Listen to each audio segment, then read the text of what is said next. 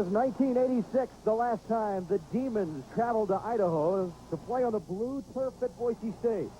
After taking a 10-7 halftime lead, the Demons allowed Boise State 21 second-half points and lost it 31-17. But that was then, and this is now. Welcome to the opening round of the NCAA Division I AA playoffs. Today, the 8th seed, the winners of the Southland Conference, Northwestern State, take on the 12th seeded Boise State Broncos in this opening round of 16. Hello, everybody. Now, there's nothing wrong with your television set. The turf is blue, and it's not because of the temperature. Mark Johnson and Tom Scott, live at Bronco Stadium on the campus of Boise State University for this opening round Division I AA playoff game. And Tom Scott, those that are aware of the blue turf here know that the last time the Demons were here, there was also snow around it. Right, Mark, the Demons are here for the third time, and the second time in November. Snow ringed the sidelines last 2 years ago, and the weather today is absolutely ideal considering what we've had the past few days. There was snow yesterday. It snowed a lot yesterday. In fact, the Demons, when they got here off of their charter, in fact, they spent the night last night. In fact, the last 2 nights they spent the night. But when they practiced yesterday afternoon, there was about 3 inches of snow that covered this field. Obviously, that has broken. They plowed it off, and the sun has broken through the clouds, and it is going to be about 40 degrees for the kickoff. Speaking of the kickoff, we're just about ready to get underway here from Boise, Idaho, and you see the small contingent of Northwestern State fans who have traveled all this way and coming to the ballpark this afternoon, Tom. I saw a couple of Louisiana license plates, so there are some people that made the long trip out. I tell you, Mark, that's a long drive from Louisiana. There were 3 boosters that came in with the Demons on their flight to Boise. 34 degrees, the temperature at game time. We should be up around 40, somewhere around the second quarter. The skies have somewhat cleared. The field is wet all the way across, though. There's no line of dry down the middle of the field. To kick off for Boise State, Mike Black, a redshirt freshman. And deep for the Demons are Al Edwards and Dennis Smith. Mike Black is a freshman who has been kicking all year long, and if you've been following the Demons of Northwestern State this year, you know how dangerous Al Edwards can be, and also Dennis Smith. Dennis Smith, number 35, has 4.36 speed. Boise State was talking to their coaches yesterday, said they would like to keep the ball away from Smith, and for good reason. That's their number 8, Al Edwards, and Dennis Smith can really light a fire on an opposing kickoff team. Well, Dennis Smith, of course, Northwestern State's all-time kickoff return leader. And this is the muddle huddle that Boise State uses, a very tight formation as the ball blows off the tee. We've got a wind now kicking up out of the northwest from your left to your right. But Mike Black leads the Broncos in a muddle huddle formation where they're in a tight grouping. Northwestern State has scouted this on film during the week, but the Broncos can start the game in any kickoff formation. They may break this, they may not. They break it now. The series stands at 2-0. The Broncos have won both meetings against the Demons. And again, the Broncos coming into this game seated 12th at 8-3 on the season. NSU 9-2. That is Edwards at the 4. Edwards brings it across the 25 and finally wrestled down at the 26-yard line, and that is where the Demons will take over 1st and 10. And, of course, the quarterback situation for the Demons with Scott Stoker. Changing time with Gilbert Galloway. Galloway, the running quarterback, and Stoker, the passer. On the line, you see Day and Martin and Steers the center. These guys have got, they've got ends painted and carved onto the side of their heads with their new Mohawk hairdo. 1st and 10, working at the 25-yard line is Scott Stoker out of Alexandria High School. And on their option attack, he'll pick up a couple of yards. Tom, the Broncos had trouble as you take a look at the offensive backs for the Demons with Stoker, Frazier, and O'Neal, the fullback. The Broncos had trouble earlier this year against the option attack of Montana State. That could give them trouble today. Yeah, that game was a total disaster for Boise State. Really the only blemish on the season, despite 2 other losses, 51-7 up in Bozeman. The option really hurt the Broncos, and Mike O'Neal picking up 8 yards there on the first play from scrimmage. Jeff Sears, the center, over the top of the ball, and very close to a first down was the fullback Mike O'Neill, who leads the team in scoring this year, touchdown-wise with 9. 5'11", 228-pound senior. The defense for the Broncos. Sean Ellis, Sean Anderson, Anthony Hernandez, and Eric Helgeson across the front line. Linebackers are O'Connor, Russell, and Langen. And the secondary, and a good one for Boise State, is sophomore-dominated Morioka, Keel, Johnson, and Jeffries. In fact, those guys are all sophomores. Third down situation for the Demons. The nose of the ball is touching the 35-yard line. They have to get across the 35 for the first down. Third down and very short. Stoker gives way to O'Neill, who has the first down after the spot. The Bronco fans here, very, very small crowd. Last week they had 23,500 for their cross-state rival Idaho Vandals. This week they are hoping to get 12,000 for this ball game. Many theories, one being Thanksgiving weekend, one being the competition on TV, one being the fact that a lot was taken out of these fans after the disappointing loss to Idaho last week. Gilbert Galloway checks in now, the senior quarterback out of Dallas, on a 1st and 10.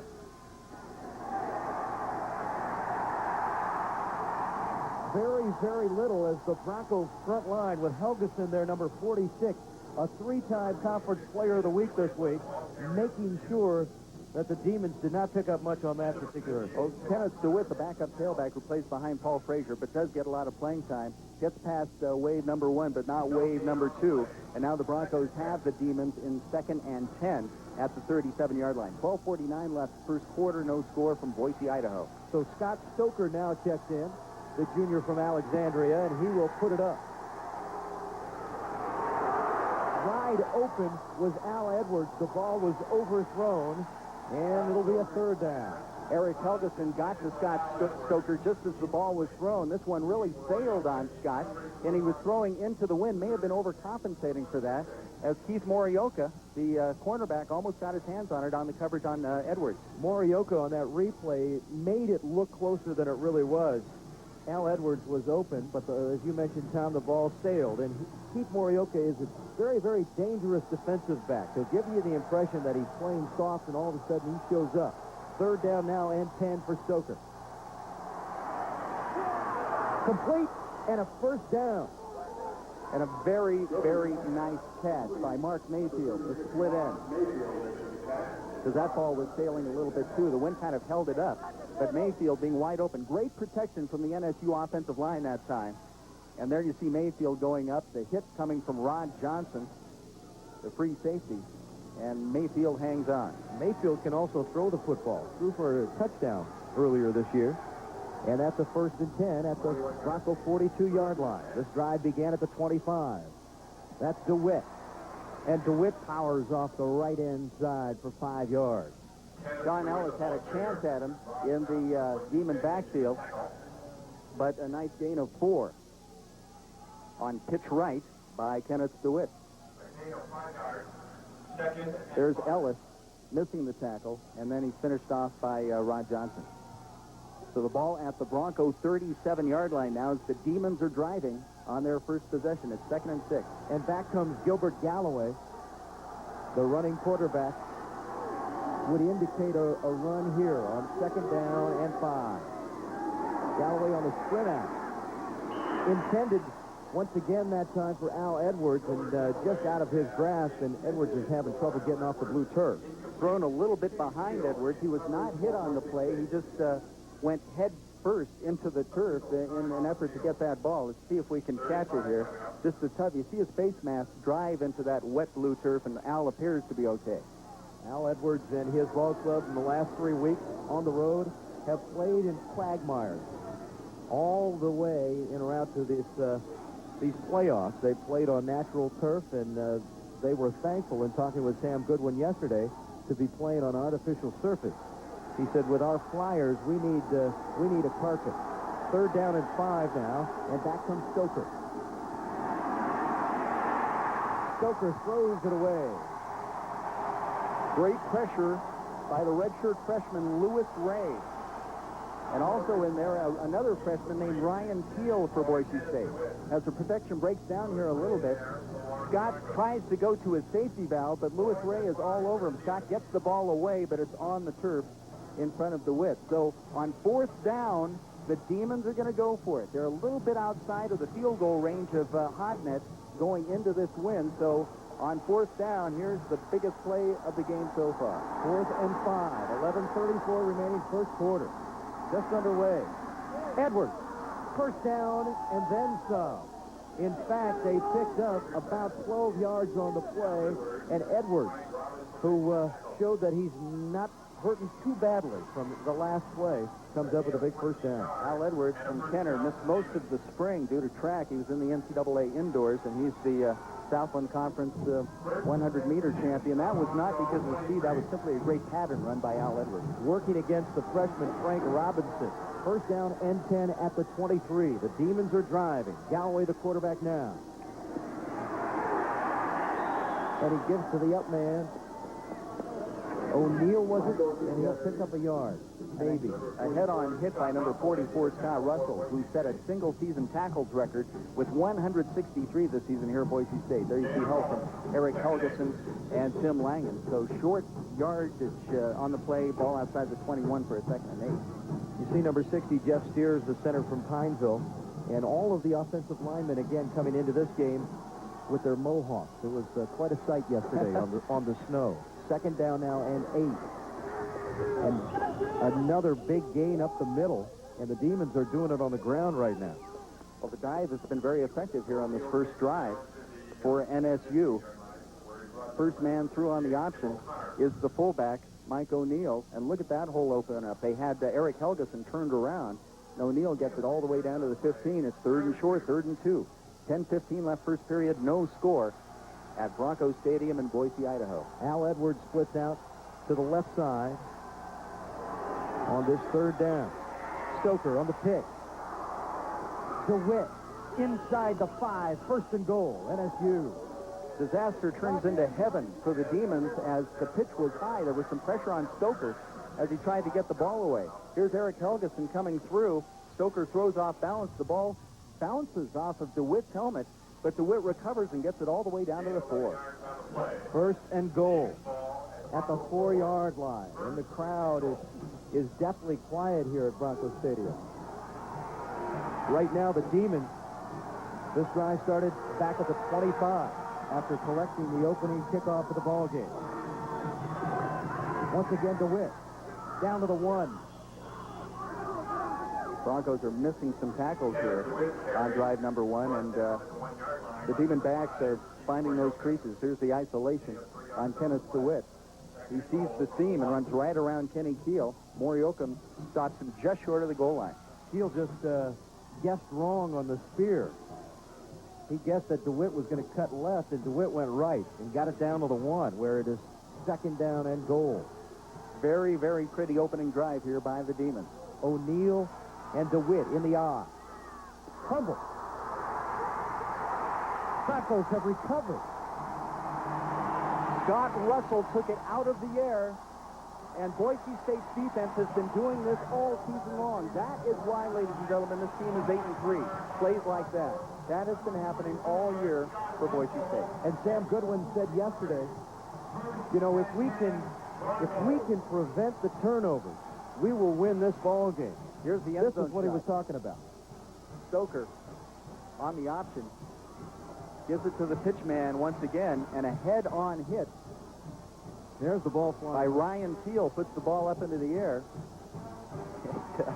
Who knew where it went? Scott Russell knew where it went, right into his breadbasket, and the Broncos have a 1st and 10 at their own 12-yard line. And then big Scotty Russell tried to lumber out of that pack. He's not much of a running back, but he got the Broncos some breathing room. So Wayne Halliday, the quarterback, steps up in the eye. After an amazing drive by NSU that was thwarted. Going for John Youngblood. Intercepted.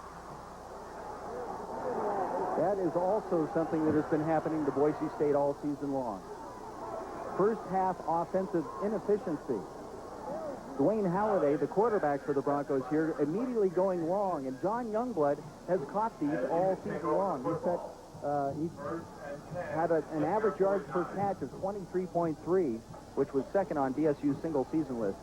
David Chipman coming up with the interception, and David Chipman looked like the intended receiver at that moment. Dwayne Halliday, the Bronco quarterback, threw 18 interceptions this season. 15 of them came in the first half. There's a timeout on the field. We'll take one as well. 8:58 remaining, no score.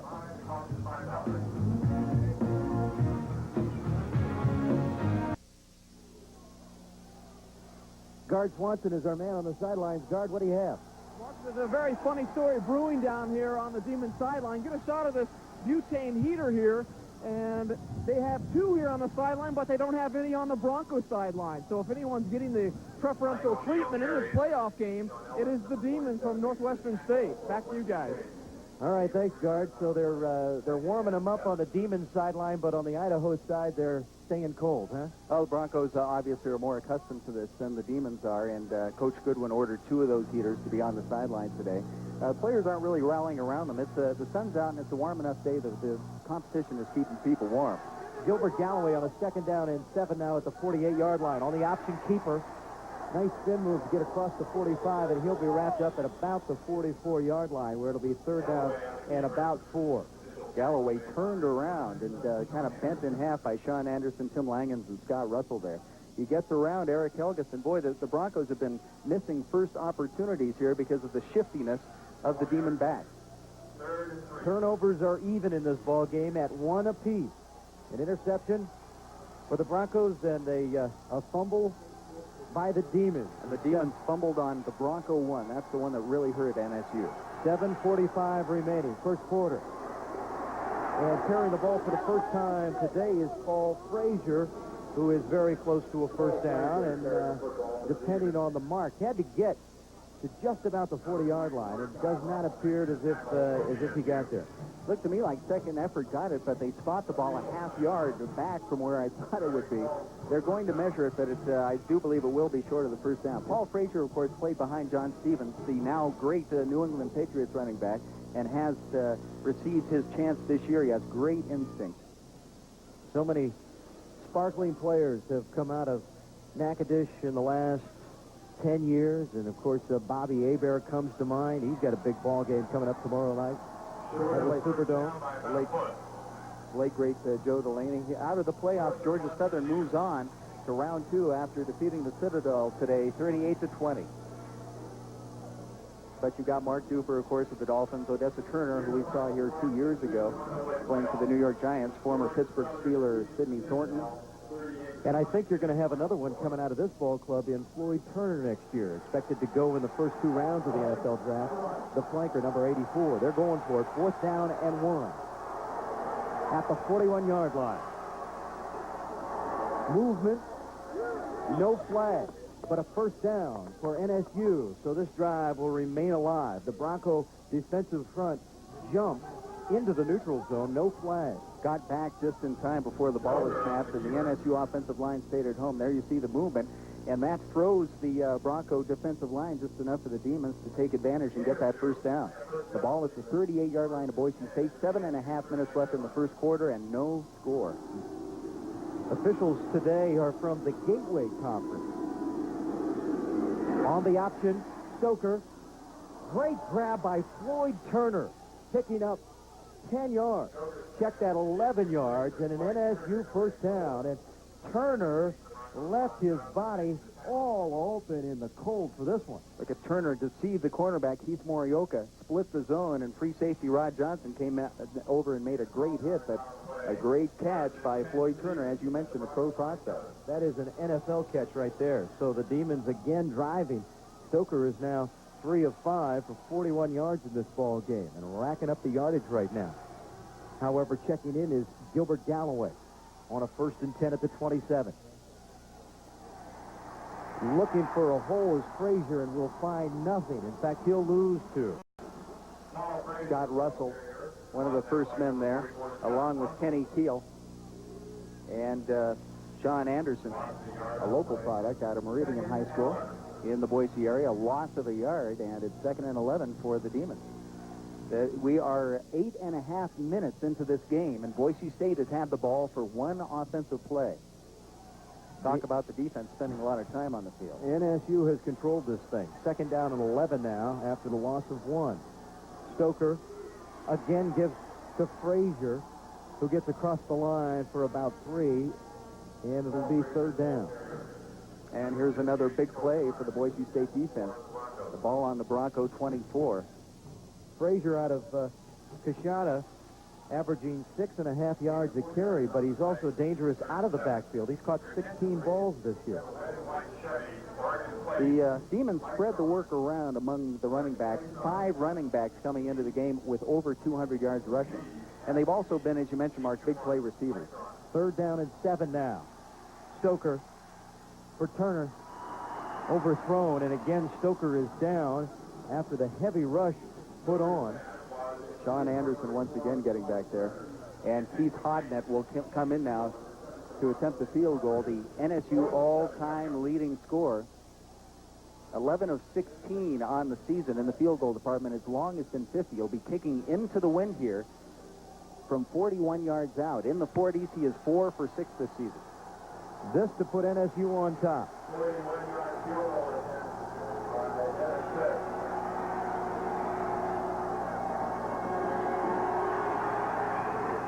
Kick is not going to be long enough. In fact, the wind holds it up, and it's shy by 5 yards. So the Bronco defense holds.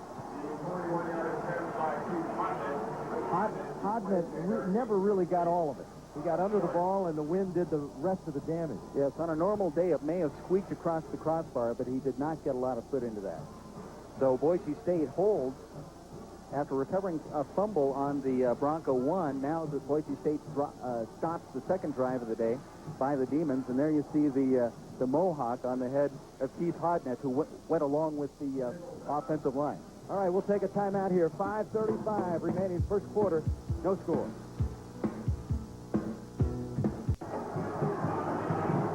It's the Northwest, and it is a beautiful day in southwestern Idaho.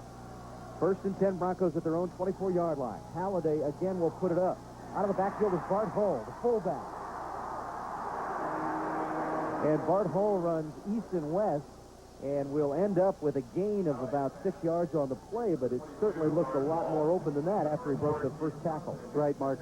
It's east and west instead of north and south. Miller, Ramos, McDade, Giacomazzo, and Kroll across the offensive line for Boise State. Receivers are White, Hefner, and Lindsley.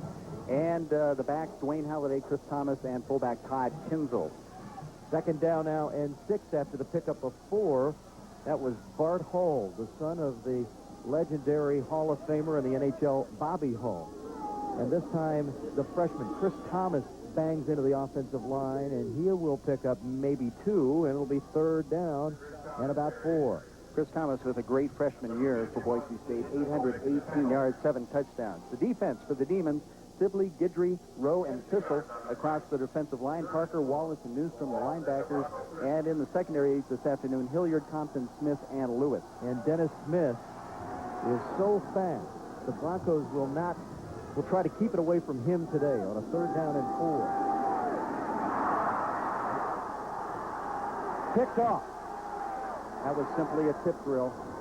Pass intended for Joe Little went off his fingertips, and that's what you practice in practice, and it has paid off in a real game. Not only a real game, but a Division I AA playoff game. Mark Newstrom with a nice job to dive for the ball. The offensive line giving Boise State quarterback Dwayne Halliday plenty of time here. There's just off the fingertips of Joe Little. And the interception by the Demons. So the Demons, with 2 turnovers here in the first quarter, both interceptions, now have, needless to say, great field position at the Boise State 39. Last time the Demons were here, they were the ones that were turning the ball over. I think they coughed up the ball 5 times in the ball game. 6 fumbles, which was the school record here at Boise State. And Sam said, we got to stay away from that. And right now, he's leading in the turnover margin 2-1. 1st and 10, Stoker. All alone is Turner. Touchdown, Demons. Boy, the Boise State secondary was completely sucked in by that fake. A great job by Scott Stoker on the option play action, if you want to call it that. That was a beautiful play. Turner kept going. The Boise State secondary completely held up. Turner had to run under this one, too. Catching it in stride, he shows his speed, and the Demons very quickly, one play, 39 yards, and it's 6-0 NSU. Yeah, the wind appeared to hold that ball back. Had it not, that ball was overthrown, and the extra point attempt is good.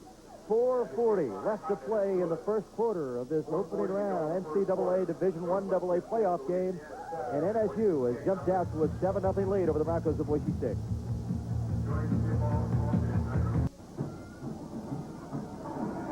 What a beautiful play on a beautiful day. And with 4:40 left to go in the first quarter, NSU leads at 7-0 on the strike from Stoker to Turner. Listen to this comparison of quarterbacks here in the first period. Scott Stoker for NSU, 4 of 7 for 80 yards and a touchdown. Halliday, 1 of 3, 2 interceptions. We're going to go down to Guard Swanson, our man on the sidelines, right after this kickoff, because the guys down there have some shaved heads that we want to talk about in a moment. But for now, we'll do the kickoff. And the Broncos assistant coaches are in the box right next to ours, and right now they are very, very quiet. They were banging their hands on the tables moments ago, but now they're quiet, and they're regrouping at the moment. Now, deep for Boise State are Keith Morioka and Bart Hull, and they're standing side by side because the kicker Hodnett has been instructed not to kick it to number 5. Number 5 is Keith Morioka, a very, very dangerous kick returner. Yeah, considered one of the most dangerous kick return men in the Big Sky, but only in the last couple of weeks, because every time he gets the football, he's a threat to score. He did not have enough returns to qualify for the conference leadership. So this will be bounding at the 25. That's a loose ball. Morioka ends up with it at the 23-yard line. So that's where the Broncos will take over 1st and 10. Let's go down now on the field with our sideline reporter, Guard Swanson. Well, Mark, if you're wondering what you're looking at, let's get a shot of this man's head right here, number 70. All the offensive linemen shaved their heads for the Stephen F. Austin game last week for good luck, and it looks like it's carrying over into this game as they lead Boise State 7-0. Back to you. That's Robbie Martin, the right guard from Pineville, and on a 1st and 10 at the 23. Chris Thomas wrapped up and hit very, very hard as he tried to get the line by Mark Newstrom, who picked off that Dwayne Halliday pass just moments ago. The wall was set up very nicely along the right side for Boise State, except for one guy, and one guy is all it takes. Mark Newstrom, the senior from Springfield, one of the best pure football players on this NSU team, a real leader. Replaced Frank Hornsby as the starter in the Nicholls State game, and has been a real demon of demons ever since. 2nd down and 11 now at the 22-yard line with 4:03 remaining first quarter. Dwayne Halliday, the sophomore, nearly picked off once again by Mark Newstrom, who was all over Olaf Reinwald, the intended receiver, who's the backup tight end. Halliday threw into coverage that time. There was only one man covering, but it was coverage on Olaf Reinwald. There you see it. Olaf was not open. If he had done anything, he would have to use some touch and pop it over the top of Newstrom. He did not do that, and the natives get restless here in Boise. Unfortunately, you hear some boos coming from the crowd. So in the last 3 plays for the Broncos, Newstrom has picked off a pass, tackled the running back for a loss, and deflected a ball. 3rd down and 11 at the 22. Play action. Halliday is tripped up, and he'll pick up about 3 yards, but the Broncos will punt. Halliday, protection breaking down, had to scramble out of trouble that time. May or may not have jumped the gun, but nevertheless, Tom Schimmer, the senior, comes in to punt. We have 3:35 left in the first period, 7-0 NSU over Boise State in the 1AA playoff. Leonard Parker out of Baton Rouge got a hold of Dwayne Halliday's shoelaces, and back deep is Kevin Lewis for the Demons. Tom Schimmer, as you mentioned, Tom Scott will punt. He's a senior, averaging nearly 40 yards a boot. Lewis watches this bound at the 35 and goes out of bounds at the 30. So with 3:11 left to play in the first quarter, and Northwestern State leading 7-0, that is where the Demons will take over. It is a beautiful day here in Boise, And, yeah, the football shows it with the snow there and everything. We'll take a timeout here. 3:11 left to play, 7-0 our score.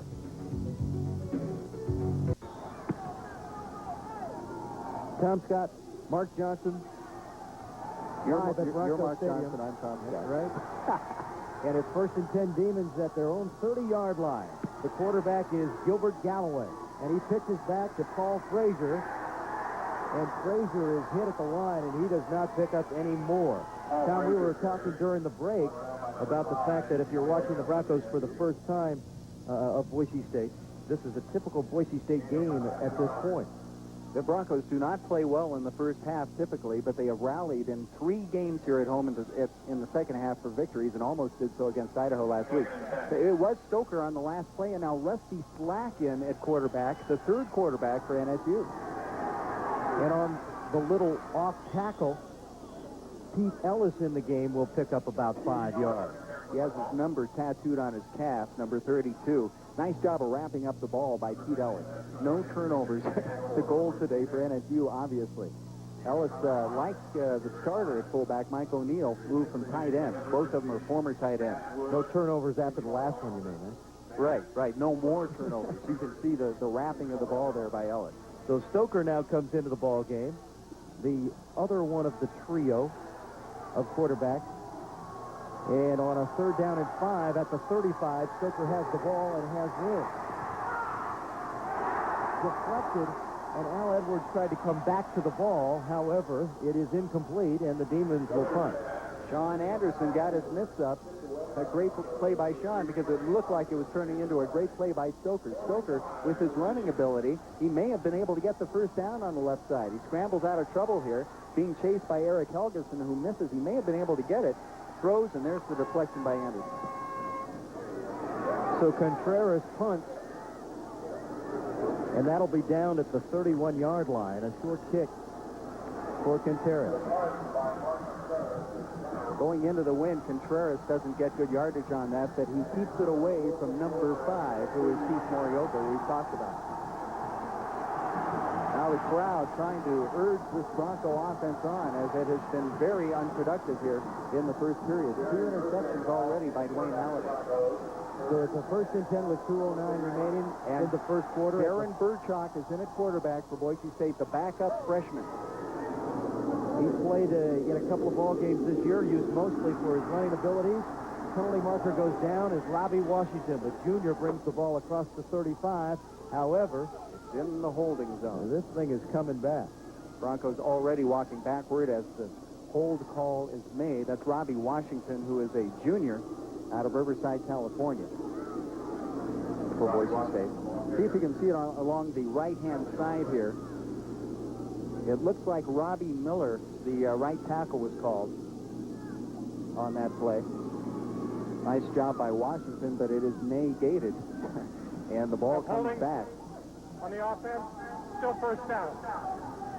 That's Bill Epler from the Gateway Conference, the referee, and checking into the ball game is Bart Hall, the freshman. Now, Tom Scott, as you take a look at the officials, Skip Hall, the Bronco coach, during a few occasions this year has pulled his sophomore quarterback Dwayne Halliday out of the ball game and replaced him with Darren Burchak in situations like this to kind of take a little bit of the pressure off his shoulders. That could be the idea here. Yeah, he did it once last week, but that was the only time he did it for any reason other than injury or a game being out of hand. Now the ball's spotted at the 21, so it is 1st and 20 after all. 1st and 20 after the Bronco penalty at the 21-yard line with minute 59 left to play, first quarter in the eye. Burchak. Screen play set up to the right side, however, overthrown, intended for Bart Hull, and the ball was thrown a little bit high, which is something you're going to find when a new man comes into the ball game, much like a pitcher who's a little bit anxious, throwing the ball higher than the strike zone. Yes, the screen was set up on the weak side there. Burchak's stats not very good coming into the game. 6 of 19 on the season, 2 interceptions, 68 yards, no touchdowns. Todd Kinzel now checks in as the fullback on the 2nd down and long. It is 2nd down and 20. Kinzel will be the only back, and you see out of the shotgun is Darren Burchak. Burchak, a much better runner than Halliday. with time. Intended for John Youngblood, and he picks up 10 yards. So it'll be third down now and 10. Broncos not trying to get it all back in one play, although they still need 11. Very nice ball thrown here by Glatczak, and a typical diving grab made by John Youngblood. You see number 4, John Youngblood, with skateboard pads on his elbows. He has torn up his elbows about 3 or 4 times during the season. He's required a lot of thread. He's number 4 there, and you see that he's had as many as 18 stitches in that elbow at any given moment. Third down and 11 now for Darren Glatczak and his Broncos. Intended for Winky White, the sophomore out of Denver, Colorado, and it was overthrown out of his reach, and the Broncos will punt. So Northwestern State defensively has been able to stymie the Broncos with 1:05 left to play in the first quarter. Broncos with the wind at their backs. NSU looking forward to that clock ticking down and getting into the second period. So NSU, who has all the momentum right now, can also get the win to boot. That's Tom Schimmer. He's a Canadian, and he has got a big leg, particularly when he's kicking with the wind. This one goes end over end. Lewis will run it back at the 32. With a wall. And hit from behind by Rod Johnson, but a great run back by Lewis as he gets across the 40 down to the 42-yard line. Goes Kevin Lewis. Ran about 30 yards to get 10 that time, as it was return left all the way. And had Rod Johnson not grabbed him from behind, he had another 10 to go. 52 seconds left to play in the first quarter now. And NSU will take over from their own 42-yard line. Stoker in a quarterback right now, as all 3 Demon quarterbacks have been used here in the first period. Mike O'Neill is the fumble, and I think Stoker fell on top of it. The junior started backpedaling before he had the ball from center Jeff Sears, and he fell on it immediately. Here it is. It pops up in the air and hit him in the chest. Right, pops off the back of a Demon offensive lineman. Stoker falls on it, and now Rusty Slack comes back into the ball. Slack was here 2 years ago, and he was the quarterback for NSU when the Broncos played NSU in 1986. Second down and 10 now. And again, O'Neill with 2 arms around the football as the big 5'11", 228-pound senior gains about 3 or 4 yards. It'll be third down and 7. First man through on the option. Broncos defense that one a little bit better than on the first 2 NSU drives of this period. Delaware leading Furman in the Division I AA playoffs 13-7. Halftime, Marshall over North Texas at the half, 7-0. Wow. Western Kentucky all over Western Illinois. That's a surprise, 28-3 at the half. That's the end of the first quarter with our score from Boise State. Northwestern State, the Demons, leading the Broncos 7-0.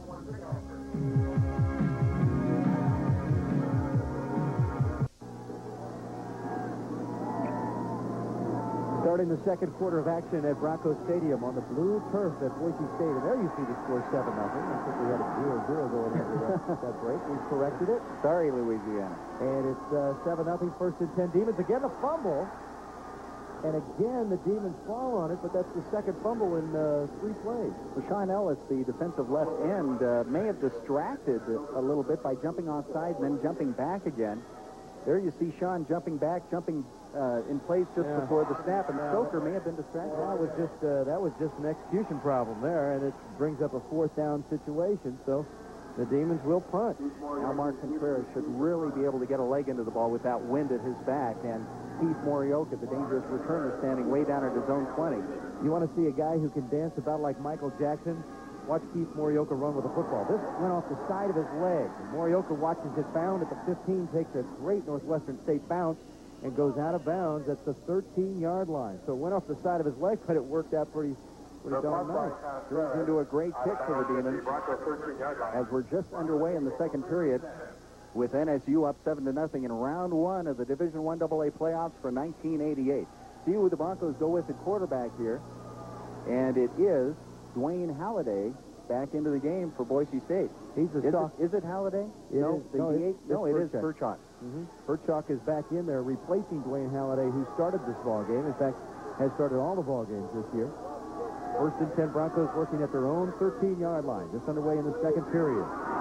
That's Chris Thomas hit in the backfield and racked up by Steve Compton. What a play by the junior from Dallas as he got through the Bronco front line to wrap up the freshman for a loss on the play of about 5. Well, there had to be something open in the secondary, but Compton, of course, read that as run all the way, and boy, did he penetrate. Look at him come up here and wrap up Chris Thomas, staying away from the face mask. So the leading rusher for Boise State is wrapped up for a loss of 4.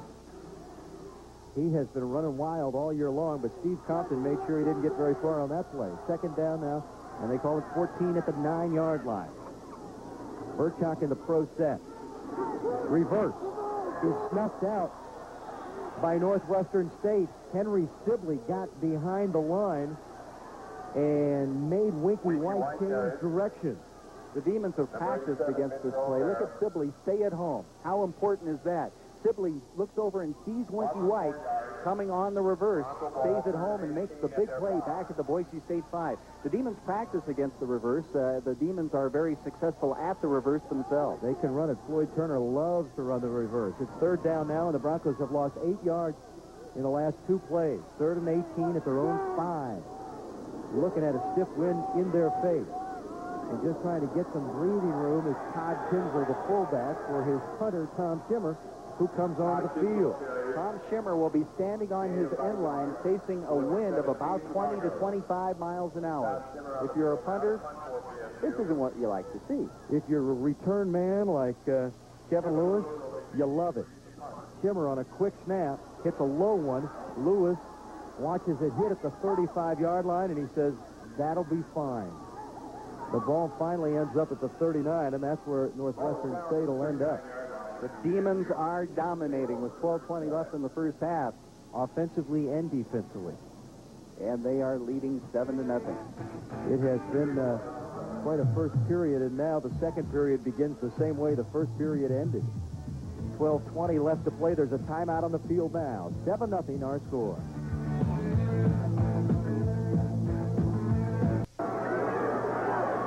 The Demon defense has been dominating, indeed, holding the Broncos in the last 3 possessions to 3 plays and a punt. And now the fake reverse. Knocked out of bounds after a gain of 5 yards is Kenneth DeWitt. But faking the reverse, we were talking about it, Floyd Turner came around, and Mark Mayfield faked it to him. The Broncos have seen this play. The Broncos execute this play, too. They had Mark Mayfield, who was a wide receiver, in the slot there. So it was a fake double reverse wide receiver play. I got it. Thank you very much, Mr. Playmaker. Oh, yeah. 2nd down and 6. Give up the middle, and that time Paul Frazier gets close to the 30-yard line. Had to get to the 29 for a first down. It'll be short by about a yard. So it'll be 3rd down and very, very short. Maybe a yard. Demons just grinding it out here with that steady offensive line. Small but quick. Pro option. That's a fun offense to watch, isn't it? Absolutely. Those of you that have been following Northwestern State this year have had a lot of fun following the football team. 11:45 left to play first half. 3rd down is short. First down yardage gotten by Pete Ellis. Ellis got across the first down marker, and then it got a couple of more. So down to the 25-yard line goes Ellis. Here you see it from ground level as that seam is opened up. Tim Langens of Boise State holding on for dear life against big Pete Ellis. Well, not big Pete Ellis, but strong Pete Ellis. 196-pound fullback. 1st and 10, Demons at the Bronco 25-yard line. Driving once again. And staying on the ground. And once again, Pete Ellis, the man who will pick up a couple of hard-earned yards. And checking out is Rusty Slack. Right. And checking in is Scott Stoker. Demons started the game by going with Stoker and Galloway. Now it's Stoker and Slack. We haven't seen Galloway here in a little while. Well, Slack's got the experience from playing here 2 years ago, huh? He knows what the blue turf is all about. Well, the Demons are all loving the blue turf right now, up 7-0. It's the only non-green football playing surface in North America. Maybe the world, for all we know. Pitch back to Frazier. Good block for Frazier. Across the 15 down to the 14-yard line goes Paul Frazier, but he got a great block there to spring him loose. Frazier coming out of the slot that time. Another first down for the Demons. Frazier out of Kashana. We mentioned averaging 6.5 yards every time he carries the football. He's NSU's leading rusher despite sharing time with Kenneth DeWitt.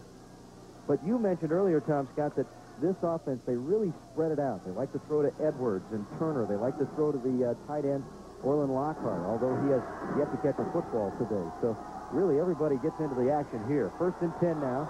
Penalty markers go down. And not sure they got the play off. Broncos pointing at the Demons, and the Demons walking back. Let's see if the Broncos get the call here. We have a dead ball. False start on the offense. Still first down. False start it is. We'll take the ball back outside the 19-yard line. Boise State here calling on its defense once again to keep them in a ball game. The defense has spent a lot of time on the field in the first half this season, and if they are close at the half, then good things usually start to happen. There you see the false start by Sean Freeman, the left tackle on that play. The winner of this game plays the winner of the Idaho-Montana game next Saturday afternoon in the round of 8. Stoker on the keeper, and he is hounded and knocked for a loss.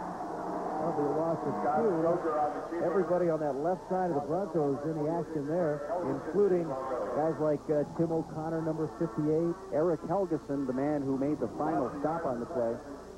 There you see Helgeson driving him down. Helgeson with 19.5 sacks, quarterback sacks this season. And now it is 2nd and 16 for the Demons at the Bronco 21.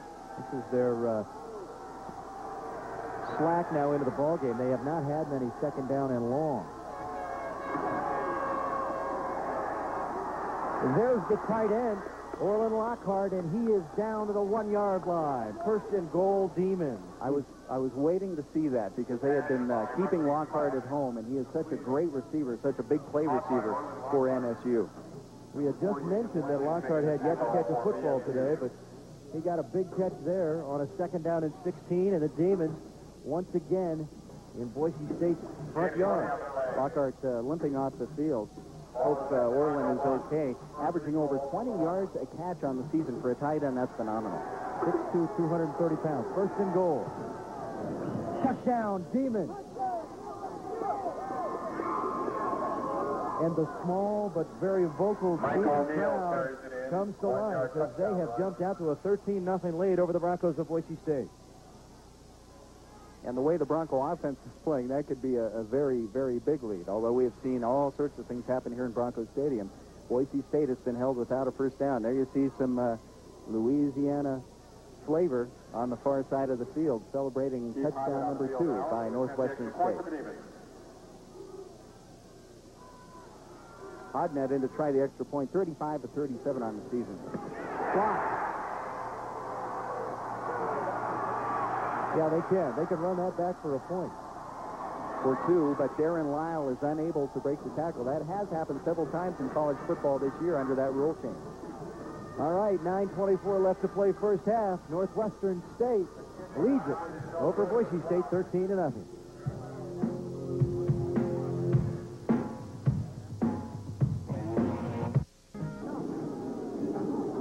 We're estimating the crowd from Louisiana. Somewhere in the neighborhood of 50.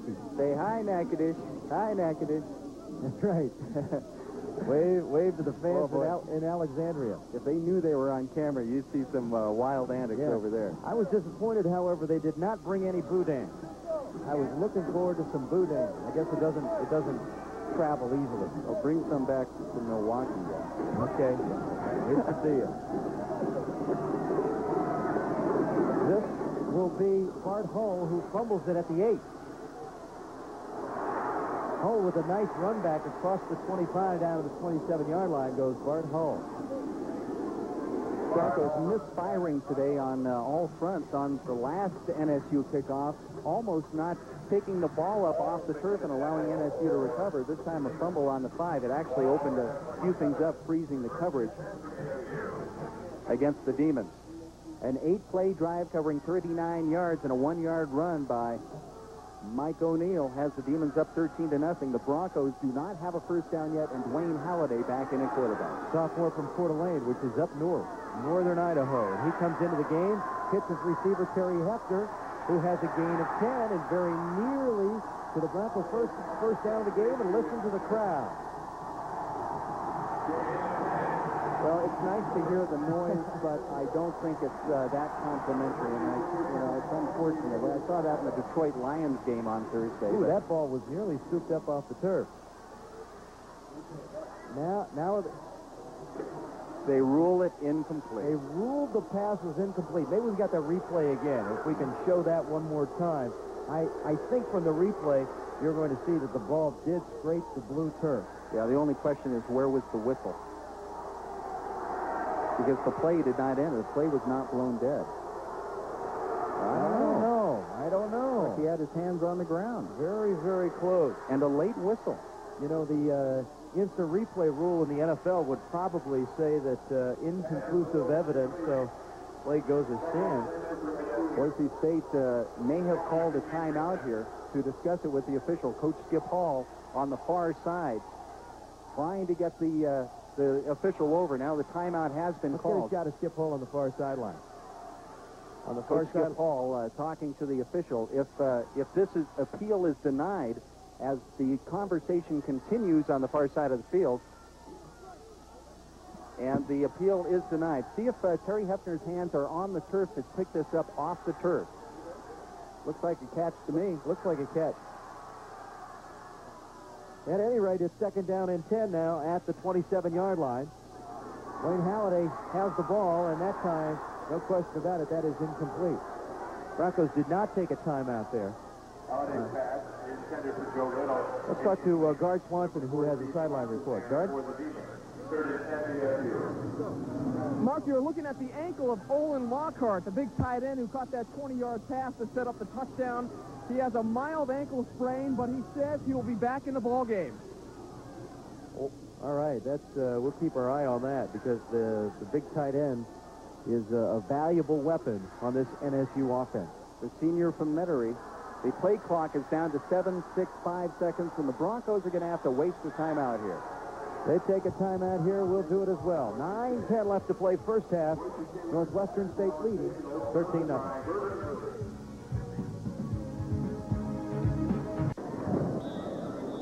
Mark Johnson and Tom Scott back live at Bronco Stadium on the campus of Boise State University for this first round NC2A Division I AA playoff game. Northwestern State right now leading the Broncos of Boise State 13-0 with 9:10 left to play, third down and 10. Halliday for Youngblood. Gain of 10 and a first down. There is the first down of the game now from Boise State. One called back a moment ago. But the fans come to life, finally have something to cheer about here this afternoon as the Broncos trail the Demons of NSU 13-0.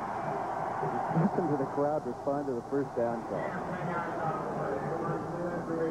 Open is John Youngblood, the junior from here in Boise at Bora High School.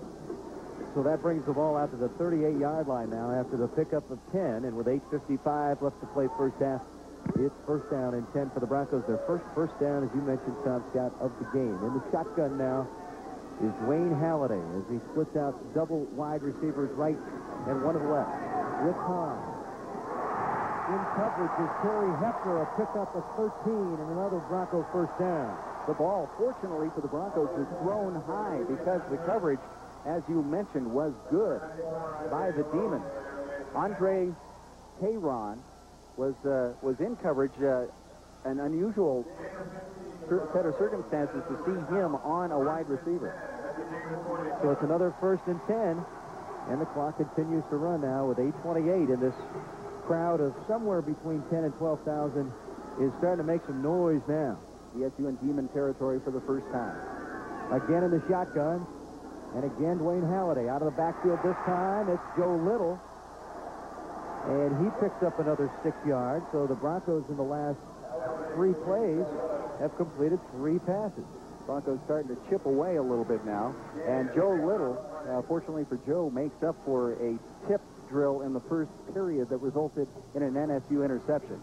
No doubt about it this time as Joe gets positive yardage, a gain of 6. Second and 4 at the 41 of NSU. Ricky Hill is seeing his first action since the Idaho State game now for Boise State. Junior college transfer from Minnesota this year. Intended for the tight end, Jeff Lindsley. but it was thrown high, and Lindsley could not bring it down.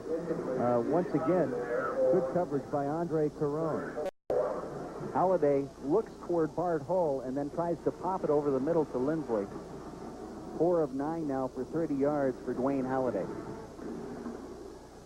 And it looks a lot better now than it did about 4 plays ago. You mentioned earlier that Dwayne Halliday's stats not all that impressive this year. Sam Goodwin looks on, but he just gets it done. He just gets the job done when he has to this year in the fourth quarter. 3rd down and 4 now at the 41-yard line for Dwayne Halliday. Halliday in trouble. That's an incompleted pass. Incompletion. Todd Kinzel had come out of the backfield, sprinting toward the sideline. He was uncovered.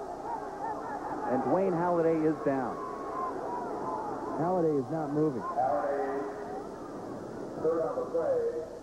The Broncos' woes are getting more woeful by the minute, and the sophomore from northern Idaho is not moving down on the field. Dwayne, if this is more than wind, then that would mean we would see Darren Burchak once again for Boise State. Here's the play again now. On the far side, you can see Todd Kinzel wide open. You see his feet over there. Dwayne does not see him, has to roll to the right, and then what a hit was put on Dwayne by Andre Caron.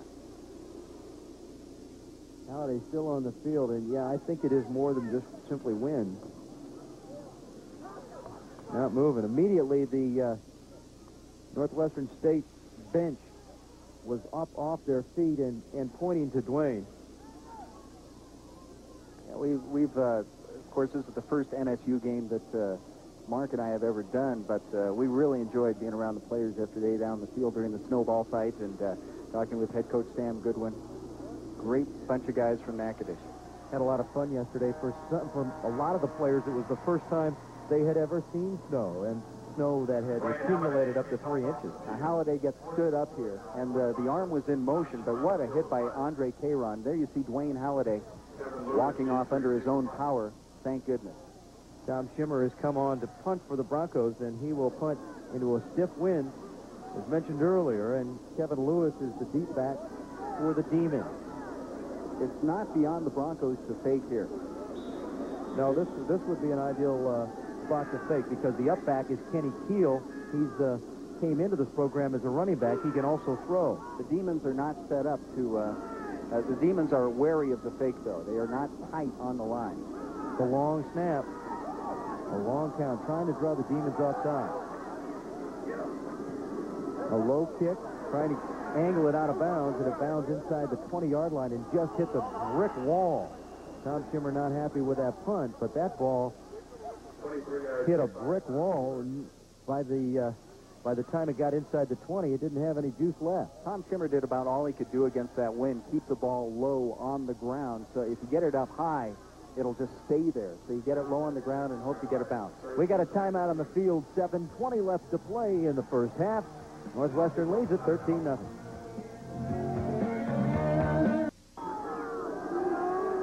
Stay with us at halftime. We'll be talking with NSU Athletic Director Heinz Hildebrand about the program that he has helped build in Natchitoches, along with a feature on the band. 1st and 10, Stoker hits his man.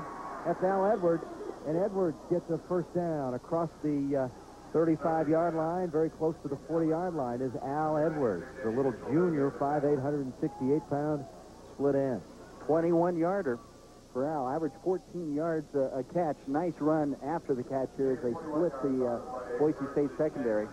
Rod Johnson, the free safety, along with Eric Helgeson, who had to retreat all the way from the offensive line to make that, or defensive line to make that stop. So back into the ball game now comes Gilbert Galloway on a first down and 10 at the 40-yard line. Galloway still with the ball. Wants Edwards again, and that time overthrown. Edwards, who was working against Frank Robinson, the freshman. And you see Gilbert picking himself up after being wrapped up by Kenny Keel, who was in on a safety blitz. Kenny Keel coming on the blitz. A great job here by Galloway to throw the ball away. I don't think it was a blindside. I think Galloway was very aware of what was about to hit him. So he threw the ball away and saved the yardage. So back into the game comes Scott Stoker, who played for Coach Stoker in Alexandria High School. Of course, that's Dad. ASH. How's it going, Coach? 2nd down and 10 at the 40.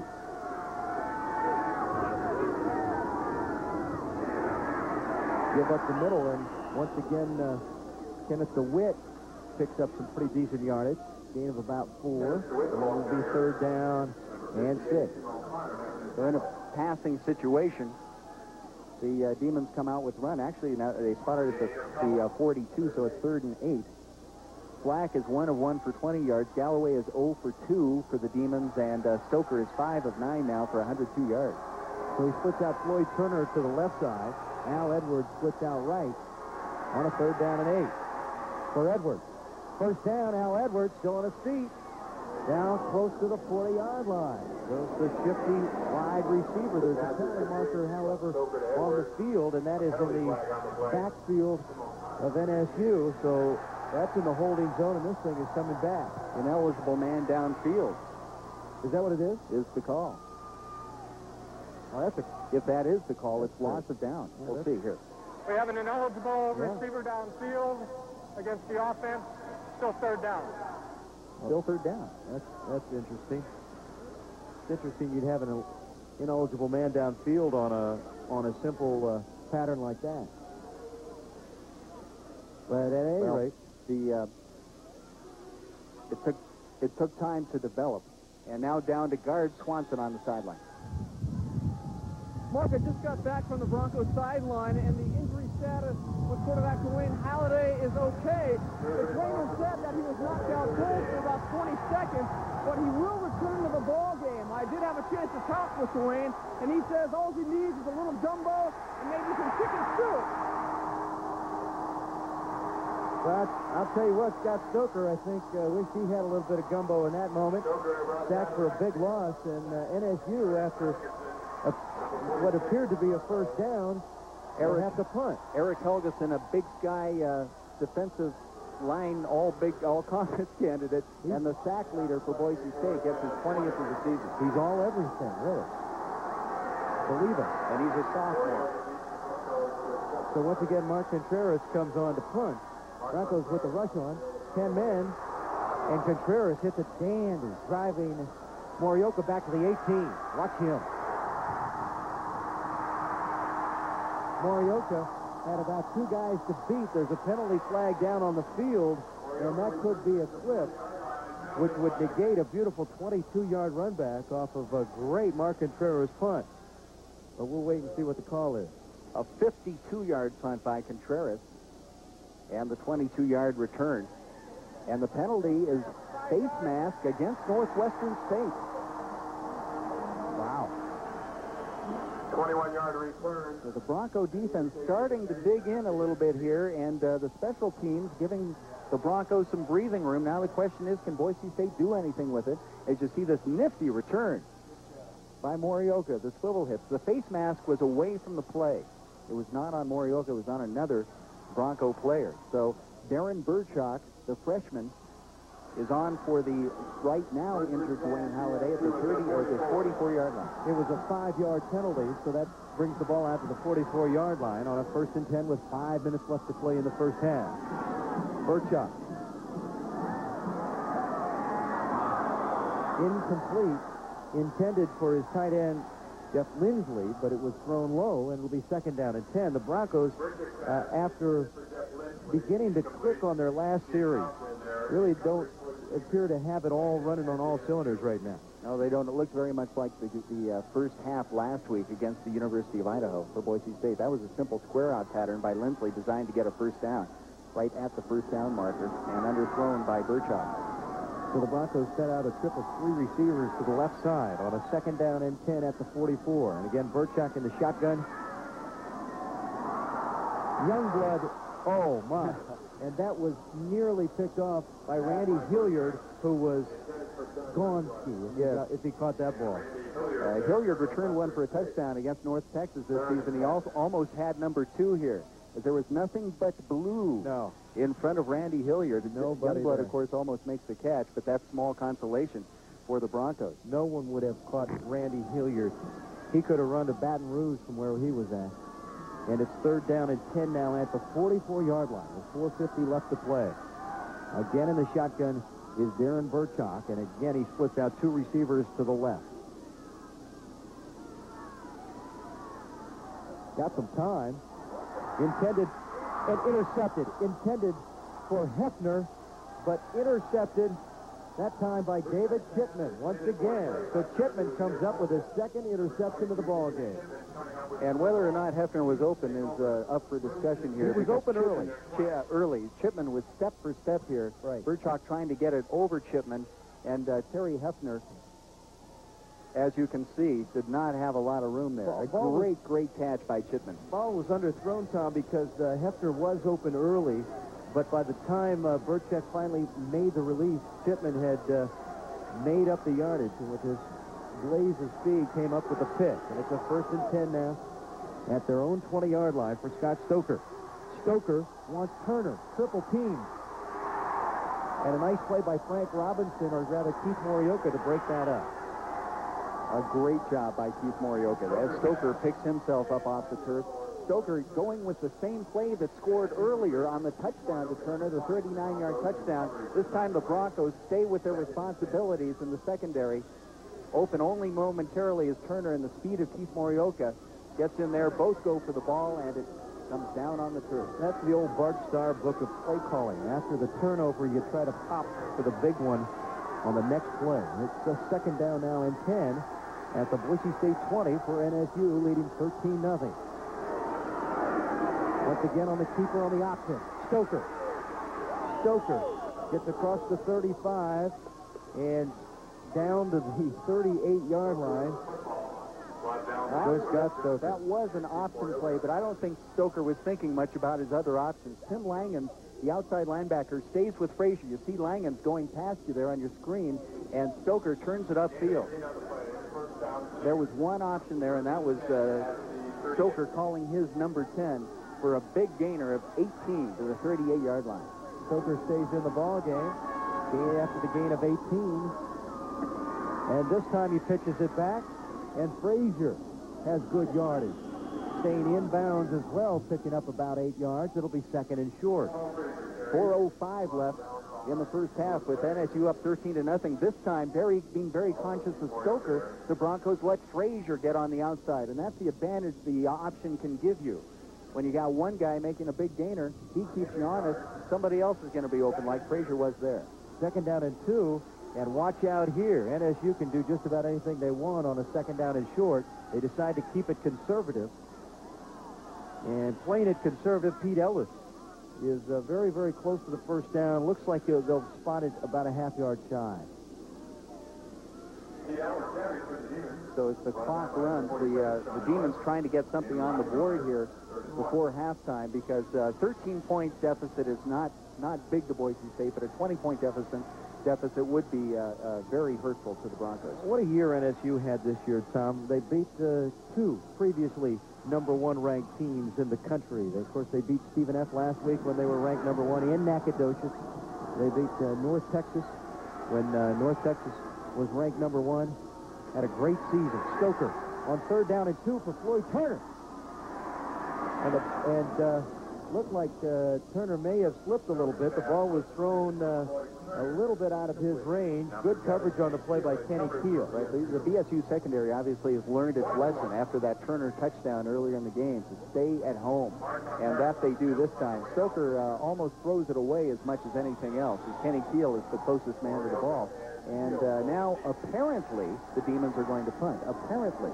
Remember now, 3rd down and 1, so watch out here. They've got like a full house backfield there. Contreras has trouble with it.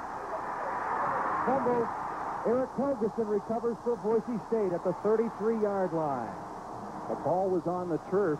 Contreras desperately trying to get his hands on it as it was swarming around down there. Couldn't do it. Took the hit. And now this is the best opportunity of the day for Boise State. There's a wide split. Look at this. This has got to be a terrible feeling here. He's trying to pick it up, can't do it. That's like a dream. That's like a bad dream. Eric Helgeson gets it. And the Bronco offense comes on the field before it was ready to. Darren Burchak hurrying as the play clock has not started yet. 2:48 remaining in the first half, and that could have been a break the Broncos were looking for to break into this very, very stiff NSU ball club today. NSU had very wide splits on that punt setup, and the Broncos were able to take advantage of it after the bobbled snap. Broncos first and 10 at the 33-yard line. That's Todd Kinzel. Todd Kinzel picks up about 5 yards. And so it'll be second down and 5. Stay tuned at halftime as guard Swanson will be down on the sideline with head coach Sam Goodwin as the Demons head into the locker room. 2:30 left to play now in the first half. Checking into the ball game is the seldomly used freshman today, at least, Chris Thomas, who has not seen a lot of action in the couple of times he's carried the ball. He's ended up with negative yards. In fact, he's got -3 yards for the day. Second down and 4 now. In the eye. Play action. Glatczak in trouble. Nice job to get out of trouble. And he has a first down. Down to the 20-yard line goes Darren Glatczak, who was in all kinds of trouble and got out of jail.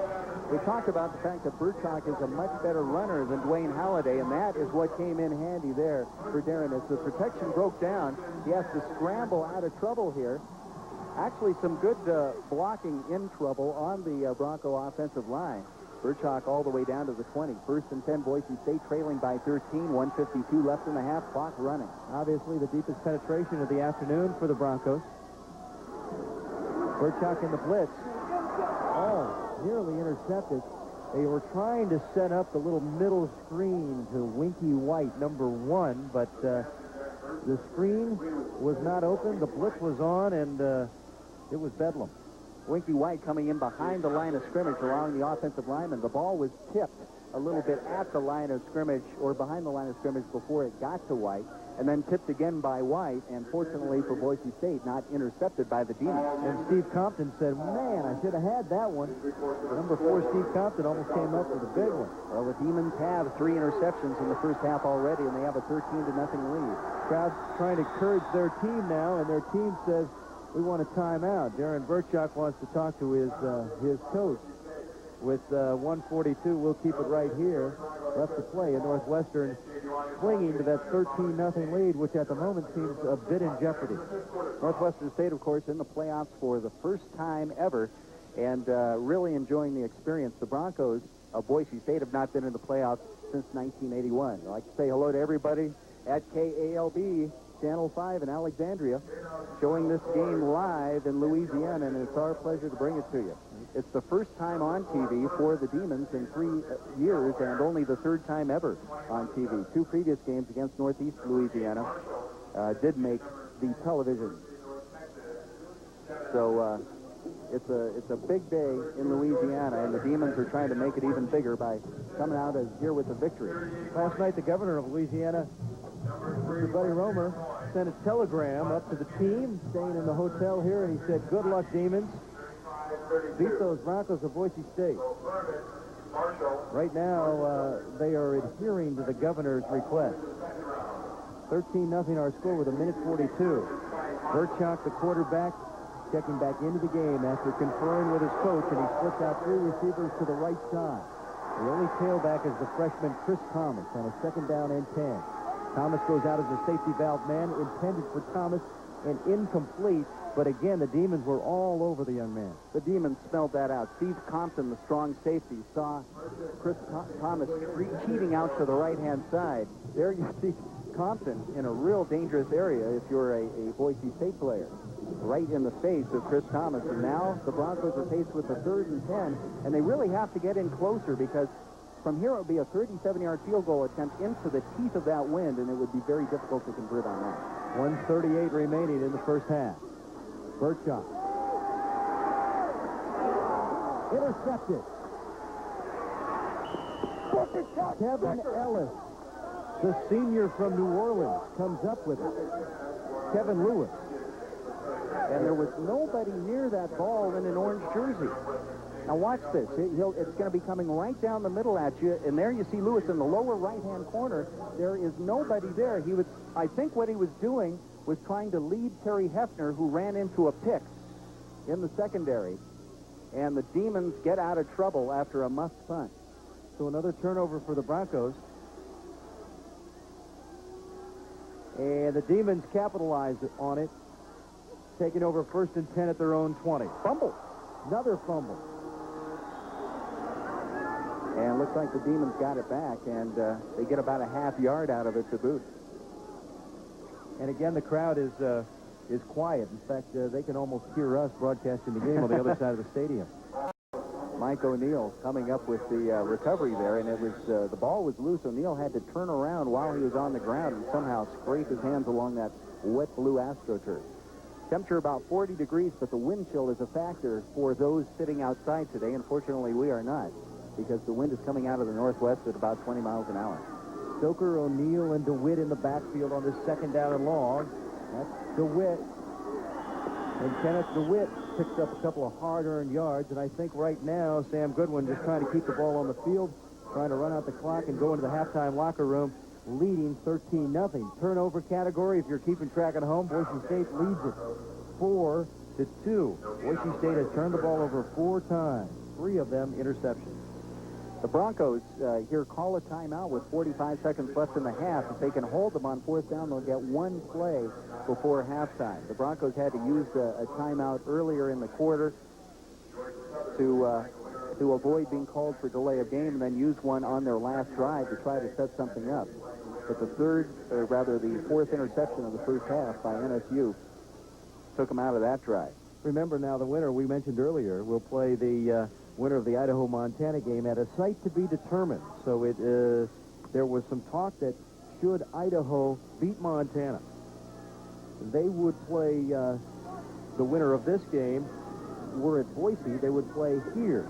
If it was Northwestern State, they would play the game in Moscow.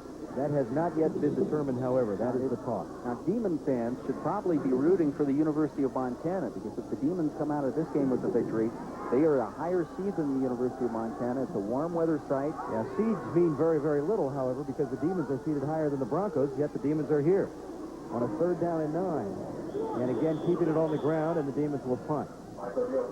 So let's see when the play clock starts. It stopped at 25 seconds now. The game clock is at 32 seconds, so the Broncos may or may not get another playoff. And they will not, because the game clock is now under 25 seconds. So this will be, as a matter of fact, the Demons need not even take a snap. Nope. And that's probably good coaching when you see Keith Morioka, the man who returned the last punt 22 yards and nearly broke it. They do not want to kick off to a very, very dangerous return man, and now there is a penalty flag, so they couldn't, the play clock had expired. Well, the play clock must be inoperable, because it still shows 25 seconds down in the south end zone, so the play clock had started, but is inoperable. 4 seconds left to play in the first half, and now NSU will have to punt 5 yards back. Contreras moving to his own 4-yard line. The Broncos have 1 shot, and that would be about a 60-yard punt return. And now Contreras says, I want a timeout. I want to talk about this for a second. Well, the Demons really here should fall on the ball. The Demons should fall on the ball. Broncos have no timeouts left. Yeah, but then the clock stops on the change of possession. That's what they'll talk about right here. Right. Now Contreras is wondering, should I just grab the ball and run around for 4 seconds? That's what he's asking.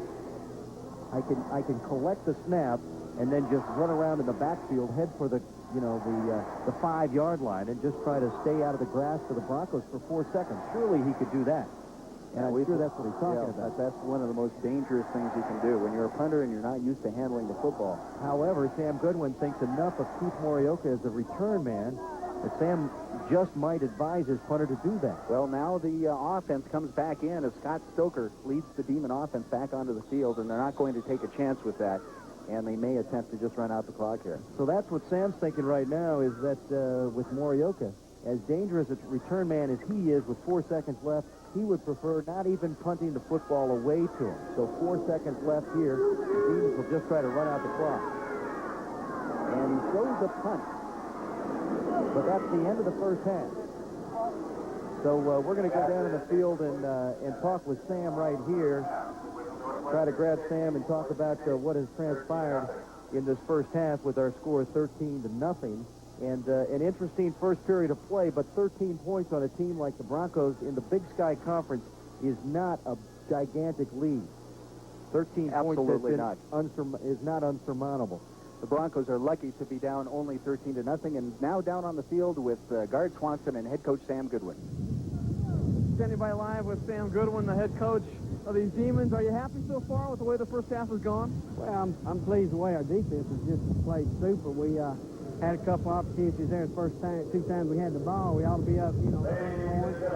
At least 14 missed extra points, so we've got to execute a little bit better, but I'm pleased to be ahead, yeah. And what about the turnovers? Do you think that is just nerves, or do you think it has to do with the weather? It's pretty cold, and the hands get numb. You get off the sideline, and, of course, we put another center in there one time. His hands was cold.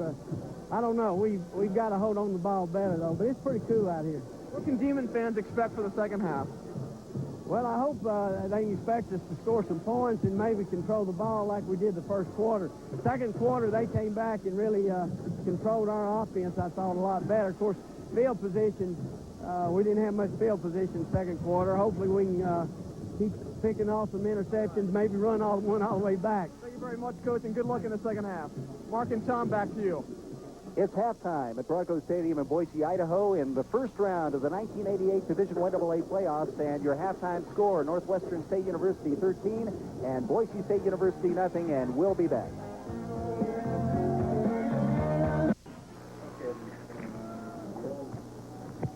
$13 to nothing. Northwestern State University leading Boise State University at halftime. Let's take a look at first half stats. You see dominance all the way across by the Demons. The Broncos 56 total yards.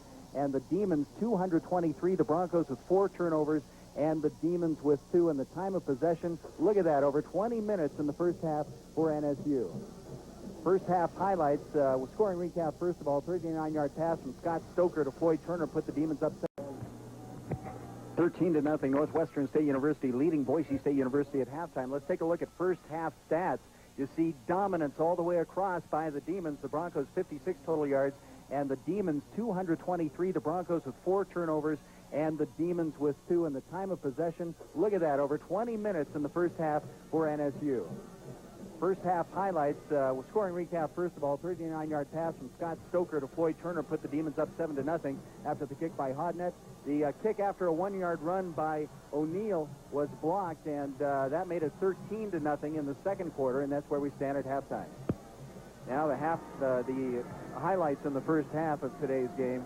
You'll see a lot of NSU here. Here's the first offensive play by Boise State. Quarterback Dwayne Halliday looking long for John Youngblood, and great coverage here by David Chitman, and he makes the interception, and NSU cashes in on this one. Then BSU gets the ball back, and another interception by Halliday after the tip, and it's picked off by Mark Newstrom. Here's the touchdown pass from Stoker to Floyd Turner, and then the 1-yard run by Mike O'Neill. And that gives us our halftime score of 13 to nothing. As you see the stands of Broncos Stadium in Boise, Idaho, framed by the snow pushed off to the side after the big Thanksgiving Day snowstorm, and we had a little bit more yesterday here. Speaking of snow, Tom, a couple of the trainers and a few of the boosters that came up from Natchitoches got a chance to go skiing for the first time yesterday. Bogus Basin is a resort just up the hill from Boise. It takes about 40 minutes to get there, and a couple of the guys went up and did some skiing. Including Richard Ware of the NSU Football Network. He was up there. He stayed up till about 10 o'clock last night. They had night skiing. They have night skiing here at Bogus Basin. He had never been night skiing before. It was just silky, soft, white stuff up there for Richard Ware, the judge, and he had a great time. Told me if I ever got down to Louisiana and got in any trouble, give him a call. He wouldn't guarantee that he'd bail me out, but he said, I'll give you some advice. Yeah. Like, forget it, your history, you're going to be there a while. That's right. Broncos will kick off to NSU, so NSU will have the wind in their face for the next 15 minutes as we begin the third quarter. Stoker, in talking with some of the assistant coaches for NSU, will be their man in the second half, just as he was in the first half, trading time with Galloway and also Slack at quarterback. They're concerned. One of the reasons they shuttle in and out Stoker is they're concerned with his 5'8", 157-pound frame of him getting too banged up in a college football afternoon. He's a junior. They want to keep him around for another year, and so they're interested in helping him out. But we will see less shuttling in the second half if past experience is any indication. Mike Black kicked it for Boise State. And he hits a good kick. All the way back to the 2 is Al Edwards. Edwards across the 20 down to the 23-yard line, and that's where NSU will take over 1st and 10. Let's go down to guard Swanson on the sideline. Well, Mark, it is still very cold down here on the sideline. About an hour ago, it was 32 degrees. Now they're saying it's about 30, and when the wind kicks up to 15 miles an hour, the wind chill drops to about 13 degrees. So you folks back in Louisiana were at 75 degrees. Be thankful you're there watching it on television and not sitting in the cold stand. I had an offer from one of the assistant coaches to buy my new golf clubs that I just got this week because I certainly couldn't use them here. 1st and 10, and that is Kenneth DeWitt. And DeWitt picked up about 5 yards before he's knocked out of bounds by Kenny Keel and also Frank Robinson. Demons go right back to that strong ground game that got them 96 yards in the first half. DeWitt got around the first contained man, Tim Langhams, who did not have the angle on him. And so it'll be 2nd and short, 2nd and 4 for NSU at the Demon 28. Just underway in the second half with NSU up 13-0 over Boise State. In the eye is O'Neal, the fullback, and also DeWitt, the tailback. 2nd down and 5. On the option, fumble, but DeWitt picks it up and gains about a yard on the play. So it'll be 3rd down now and 3. Great presence of mind that time by DeWitt. As the pressure comes right in here from Eric Helgeson, Galloway has to hurry the pitch. DeWitt just follows it. Once he gets it in his arms, he actually gets some positive yardage out of it. 2 yards to the 30. So call it 3rd and a short 3 with the ball on the 31-yard line. And back into the game comes Scott Stoker. And again, the Demons in the eye. Giving to the fullback, and O'Neal has the 1st down. No, check that. Stoker on the keeper. He's great fake by Stoker as he stuck the ball into the gut of Mike O'Neal, and then Stoker took off around the left side. Well, he got 2 first downs on that play, one by Mike O'Neal and one by Scott Stoker. A great job on the play fake by Stoker because I was going with O'Neal all the way too, Mark. Thank you. I knew I could count on you to back me up on that play. Yeah, I was looking at O'Neal. Great. My staff man, Andy Artis, said that he knew it was Stoker all the way. So 1st and 10 now as they approach Bronco territory at the 46-yard line. Northwestern State leading 13-0 in this first-round playoff game. Stoker in trouble and just kind of threw it in the direction of Al Edwards. However, overthrew it and tried to just get that ball out of bounds. Scotty, a little lucky that there wasn't an orange shirt in the territory. There really was Frank Robinson, the cornerback, coming up on Al Edwards as Stoker was hurried by the Bronco rush. Hurried indeed, I guess hurried. Stoker has to roll out to his left here. The initial pressure by Eric Helgeson. Helgeson was blocked, still got a hand on him. Then Scott Russell, the linebacker over there, and Frank Robinson, who had 4 interceptions the past 2 games, almost got a hand on him. Floyd goes in motion on a 2nd down and 10. And DeWitt will not get to the line of scrimmage. And he was hit by a right side of the Broncos line. You see Scott Russell, number 44, getting up. He's the linebacker, but also Sean Ellis was there, as was Bob McLaughlin. Sean Ellis, number 47, one of a handful of seniors. Score Montana leading University of Idaho. That is now 6-0 near the end of the first period. That's a surprise. Furman has defeated Delaware to move on in the Division 1AA playoff. And there you see North Texas trailing Marshall at the half, 7-0. 3rd down and 10. Stoker on a straight drop. Intercepted. Rod Johnson.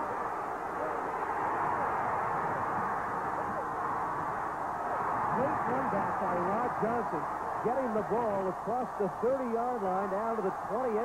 And you can credit that partially to the pressure applied by the Boise State defensive line. A big play by the Bronco defense, and there is a demon down on the far side. It looks like center Jeff Steers.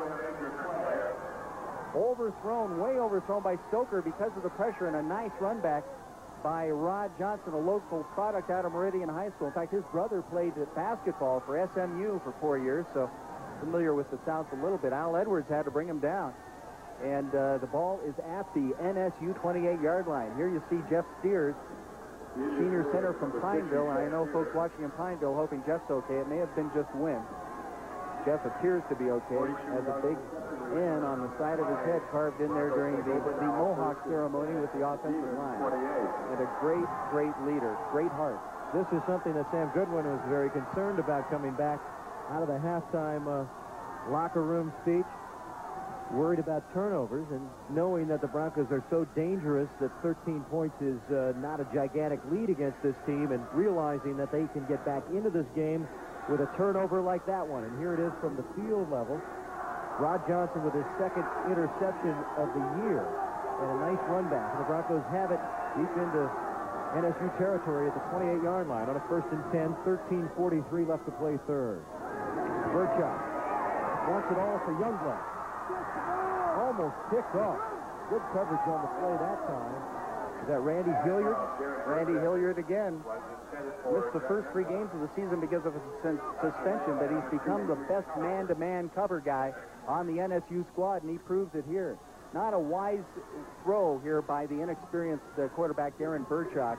John Youngblood not open on the play, and the only thing that kept that from being intercepted was the end line. However, it was a good call. I like the call on a after the turnover on a 1st and 10, and now it's 2nd down and 10 at the 28. Trying to set up the middle screen. Winky White, dangerous ball, intercepted. That is Dennis Smith, and Smith has got the turnover. And that ball hit the shoulder pad of the sophomore from Denver, Colorado, Winky White, and it flopped up into the air. I'll tell you what, this play was set up too. Look at now, what kind of a mistake is that by Winky White? You seldom see that, and now NSU gets the ball back after the tip. The middle screen was set up very, very nicely by the Broncos that time. Timeout on the field, 13:28 left third period, and NSU up by 13. Natchitoches. From the spectacular annual Christmas festival and fireworks display to the year-round quality of life, no place equals Natchitoches. Friendly people, rich history and heritage, abundant recreation opportunities. They're all part of the best.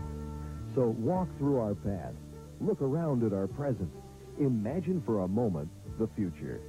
Natchitoches is naturally perfect. The numbers on your screen translate into the score. The Broncos have turned the ball over 2 more times than the Demons and trail the Demons 13-0. Now on the 1st down play, very, very little yardage in the middle for NSU. Bronco defense answers the call with the linebacker trio of Scott Russell, Tim Langen, and Tim O'Connor. Meanwhile, for the Demons, back in at center is Jeff Sears, so it's good to see Jeff's okay. It must have been just a wind problem moments ago after the Boise State interception. Paul Frazier and Pete Ellis are the backs on this 2nd down and 9. Stoker is wrapped up. And a great play by Eric Helgeson, the sophomore, a local product out of Bishop Kelly High School, to wrap up Scott Stoker and a loss on the play. It'll be 3rd down and 14. We've talked about staying at home. What a great shot here. We talked about staying at home several times today. Helgeson stayed home and got a little Thanksgiving treat there. The 3rd tackle for loss of the afternoon for Eric Helgeson, the sophomore out of Boise. 16 out of the 24 starters, including kickers, are freshmen or sophomores for Boise State today. 3rd down and 14 now with 12.5 minutes to play in the 3rd. Stoker seeing more time. And they did not get the play off. The play clock had run down, and they'll back it up another 5 yards. And Goodwin not happy on the sidelines right now with his ball club not being able to get the play off. Demons are letting the crowd get back into this game a little bit. The crowd was totally taken out by NSU in the 1st half. Demons have intercepted 5 passes this afternoon, but lead only 13-0, and there have been bigger comebacks in this stadium before. Here's an update now from Moscow. It is 3rd down and 19, and the Demons have the ball on their own 8-yard line. 12 minutes left in the 3rd period. 14-6. Idaho leads Montana. Now an update on that Idaho-Montana game. Idaho leads at 14-6 over Montana. Give up the middle and just trying to get some breathing room. And the Demons will punt after Ellis picks up about 5 yards. Bronco defense gets a nice hand from this crowd of 10,000 plus here this afternoon. Now going into the wind will be Mark Contreras, standing about 3 yards deep in his end zone. And the dangerous Keith Morioka standing on the 45-yard line of NSU. Again, the short snap, and Contreras with a nice job to get it off. Morioka picks it up at 50.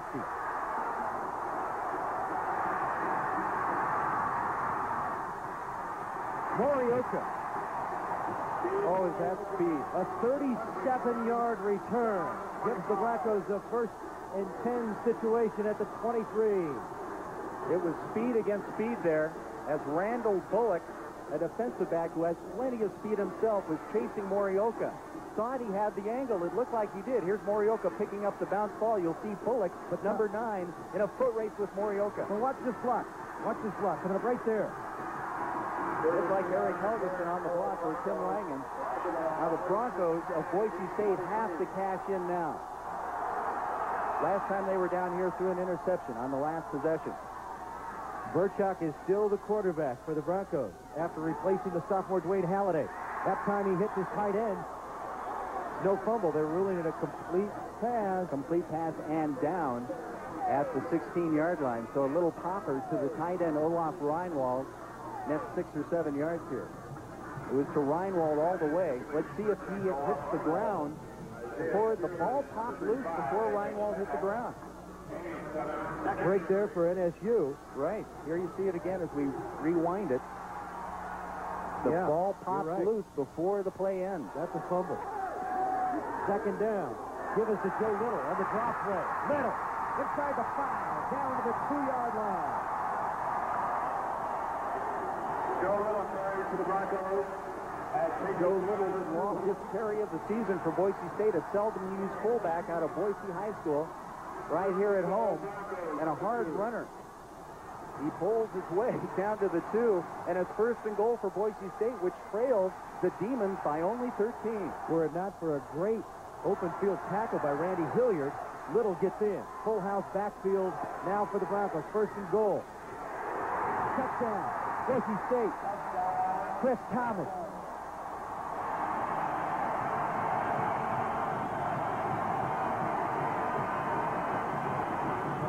.16 left to play in the 3rd, and the Broncos have gotten on the scoreboard and now trail it 13-6. Full house backfield. They like to use this on a short situation. And it pays off here. A great lead block from Todd Kinsel, the fullback. Mike Black, who has missed 1 extra point this year, on to try the extra.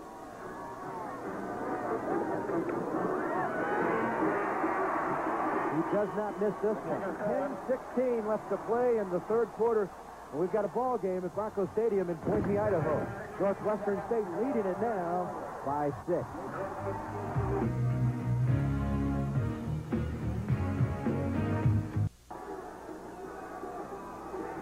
Today's attendance at Boise State, 10,537, smallest crowd at Bronco Stadium since 1973, but it may end up being the loudest of the season. These are 10,000 fans who want to be here. So rather than criticize the legions who did not show up today, compliment the 10,000 who did, because they're making some noise.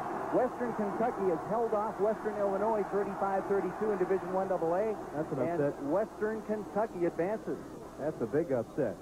And also, an update that we mentioned earlier, Idaho ranked number 1 and seeded number 1 in this playoff, leading Montana right now just before the half, 14-6. So Mike Black will kick off for the Broncos, who have now gotten back into this ball game. So that is Dennis Smith. Smith looks for a hole, gets across the 20 down to the 22-yard line before just about everybody that owns a yellow or an orange shirt wraps him up. The momentum has shifted here in the direction of Boise State, and so the Demons want to reestablish some momentum, reestablish some offensive dominance. Demons have dominated this game, but lead only by 6. Here's the end zone camera showing you the wall, the wedge set up, and look at that Bronco fly over the top of that. Tim Langen's the first man to get there, and then swarming by the rest of the Bronco cover team. Sean Ellis also, and Demons on their own 22, 1st and 10. With 10:08 left to play in the 3rd. Stoker gives way to O'Neal. And the fullback gets a couple of yards. Check that. Ellis gets a couple of yards, and it'll be 2nd down and 6. Hard to tell when you see O'Neal and Ellis because they are so similar. O'Neill 5'11", Ellis 5'10". O'Neill's about 20 pounds heavier. Right. Plus, we're about 20 miles from the field, too, up here. We're way up here.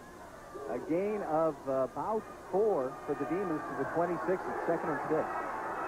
With 9:40 left to play, and again in the eye, Stoker stays in as the quarterback. Floyd Turner goes in motion. Again, the give to the fullback who gets close to the 30-yard line. However, that'll be 2 yards shy of a first down. It'll be 3rd down and 2. Ellis again on the carry. Demons, to their credit, not panicking here, staying with what got them this far in this ball game. And, of course, letting the fullback carry the ball as the first man through on the dive, on the option, allows you to wrap it up.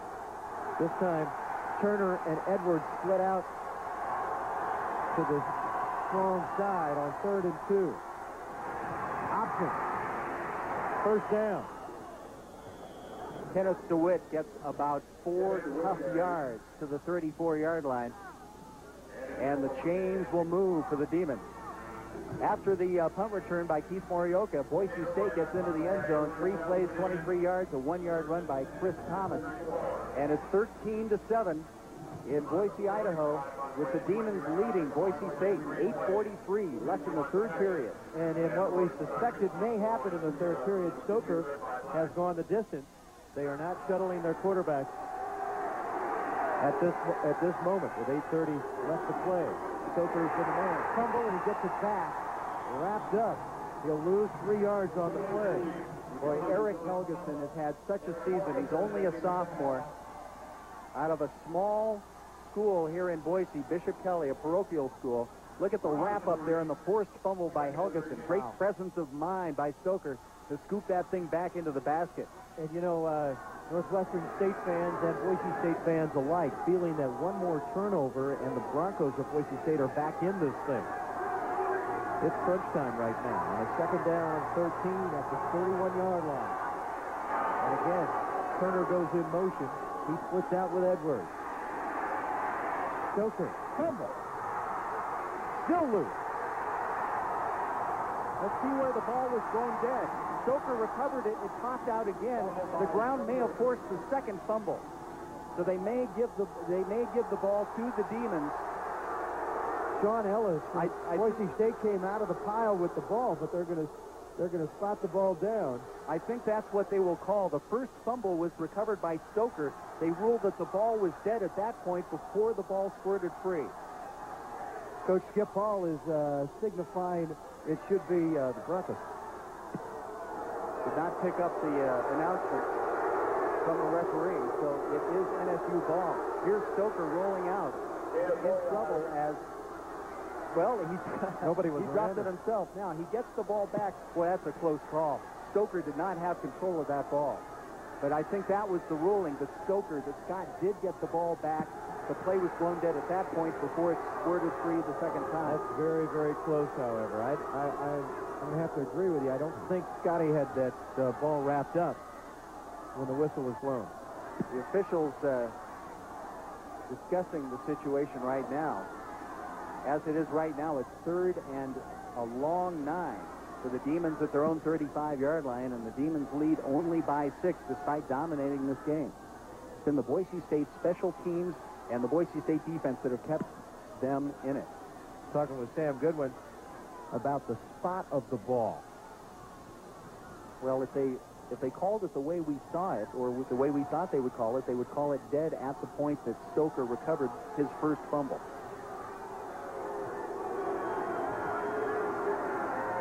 But I'll tell you what, the crowd is back into this game. There's Boise State. All right, head he's coach going Skip to make an announcement now. We had an inadvertent whistle. While the ball was loose, we're going to replay the down. Wow. They're going to replay the down. An inadvertent whistle while the ball was still loose. So it was ruled a fumble. But the problem is, once the whistle is blown, people stop moving. And in order to straighten the thing out, said they have to replay the down. And obviously, Coach Skip Hall not happy about it. Said a moment ago, the crowd is into the game. What is this crowd now? They're into it. It looks like it cost Boise State a turnover. Second down and 13. They are going to replay the down. This is a break for the Broncos of Boise State, trailing Northwestern State 13-7. Stoker wants Edwards, underthrown. Nearly picked off by Rod Johnson, who nearly got his second interception of the game. That ball was well underthrown, and you saw the wind a factor here. That was wind because Turner had a step, although Morioka, with that great speed of his, was closing in. Now everybody just plays center field. Correction, Al Edwards. Everybody just plays center field, and Edwards comes back to break up the pass.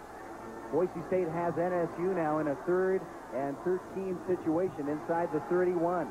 And moments ago, the Broncos thought they had recovered a fumble, and then Rod Johnson nearly picked off the pass. So if you're thinking about momentum right now, Big Mo appears to be shifting a bit. And Ellis comes to Stoker at the line and helps him change the play. 3rd down and 13. Stoker with the ball and nowhere to go with it. Whistle had blown at the beginning of the play, perhaps. That was a quick whistle anyway. The play clock is down to 0. It may be delay of game against NSU. Right. So that's another break for NSU, which will get it another 3rd down opportunity, despite the fact that 3rd down situation was wrapped up. Boise State wishes it could decline that penalty, but it cannot. No. 3rd down and 18. So Stoker has not completed a pass in this half. He completed one to Rod Johnson of the Broncos. And the momentum, as you mentioned, Mark, has switched. 3rd down and 18 now. The ball marches back to the 26-yard line. And again, NSU fighting with a pretty stiff breeze. That 30-foot American flag is stiff. 3rd and 18. Keeping it on the ground is Pete Ellis. And now NSU will punt. I think the Demons are a little bit wary of that stiff wind which continues to blow. And they are just under 7 minutes away from getting the wind at their backs in the 4th quarter, are the Demons. But they're also wary of a young man by the name of Keith Morioka, who is back to collect this Mark Contreras punt. Broncos have the return on. Contreras again off the side of his foot. It bounds at the 50, so there will not be a run back. Looked like Morioka wanted to scoop the ball up. Pat Clark and the Demons wanted to get there before Morioka did. I think that was priority number 1. So the Broncos had the return on, but the punt did not go far enough for Morioka to collect it. So there is a timeout on the field with 6:33 left to play in the 3rd quarter. Northwestern State with a 13-7 lead. Southern California. Ski Country USA, and as you can see from the tips of the pine trees, they're covered with snow. About 10 inches fell up in the mountains all this week.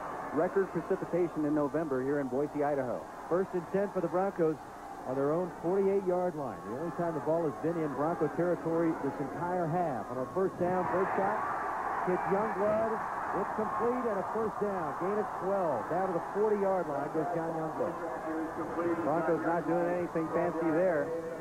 A simple out by the junior from Bora High School here in Boise. Burchak has been going all the way since the injury to Dwayne Halliday, although we had heard that Halliday was okay to come back in. A very safe throw right there on the out-of-bounds line. Todd Kinsel, the fullback, he's the senior. And Chris Thomas, the freshman, with the ball. And Thomas picks up 5 hard-earned yards. It has it down to the 35-yard line. Let's go down to Gard Swanson, who has the sideline report. Gardo? Marco, we're down here live, and you were earlier talking about a couple of guys going skiing. Well, these are the equipment managers, and you are? Dean Strickland. And you are? Steve Peasley. Now, you guys went skiing last night for the first time? It was my first time. And what was it like? It was hard. It was hard. You look like what? It looked like a ball of snow going down the hill. But you had a good We had time. a great time. We had a blast. What was it like getting up there? You said you had some trouble. Getting up the mountain? Yeah. It was snow. The road was covered with ice, but it's all right. We did okay. It's like 75-degree weather back Oh, home. no, not hardly. No, it's cold. But you guys did have a good time. Oh, yeah. Enjoying it. All right, back to you guys.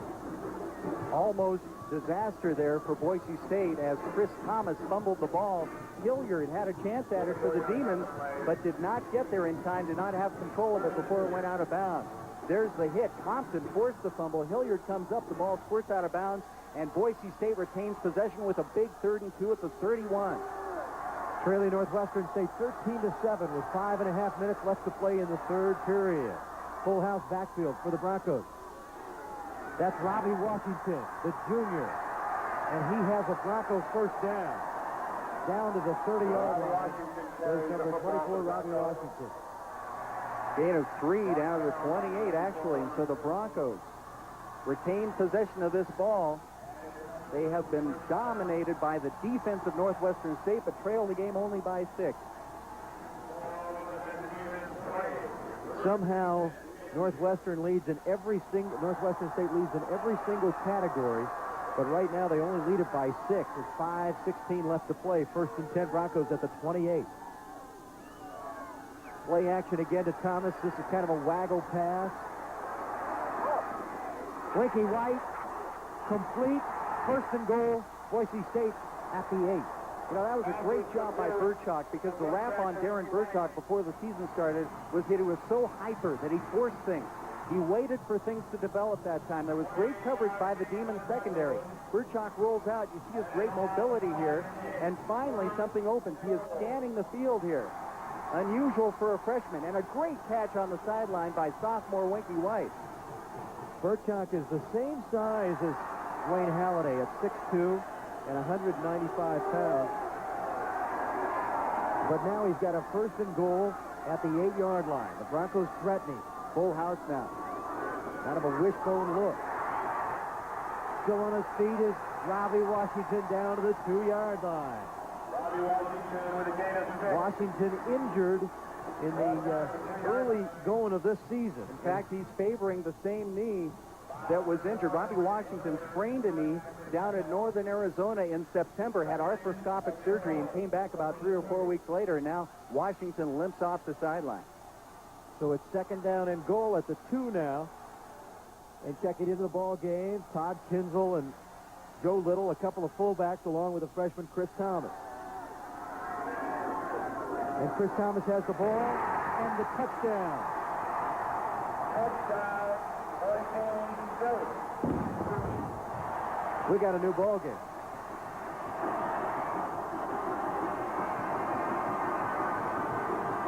That blocked extra point by Rod Johnson coming into play here now as the Broncos try to take the lead over the Demons. What a turn of events here in the second half. But for you in Louisiana, we have seen this type of thing happen before. Mike Black coming on to give Boise State their first lead of the afternoon. It's a fake. That's Darren Lyle, who's hit, trying to go for 2. I think it was a bad snap. There's no reason for the Broncos to go for 2 in that situation. Take a 2-point lead. 1 or 2 doesn't make any difference. I think it was a bad snap. Now we'll hang on to it and see. In the meantime, 3:59 left to play in the third. We've got a tied-up ball game.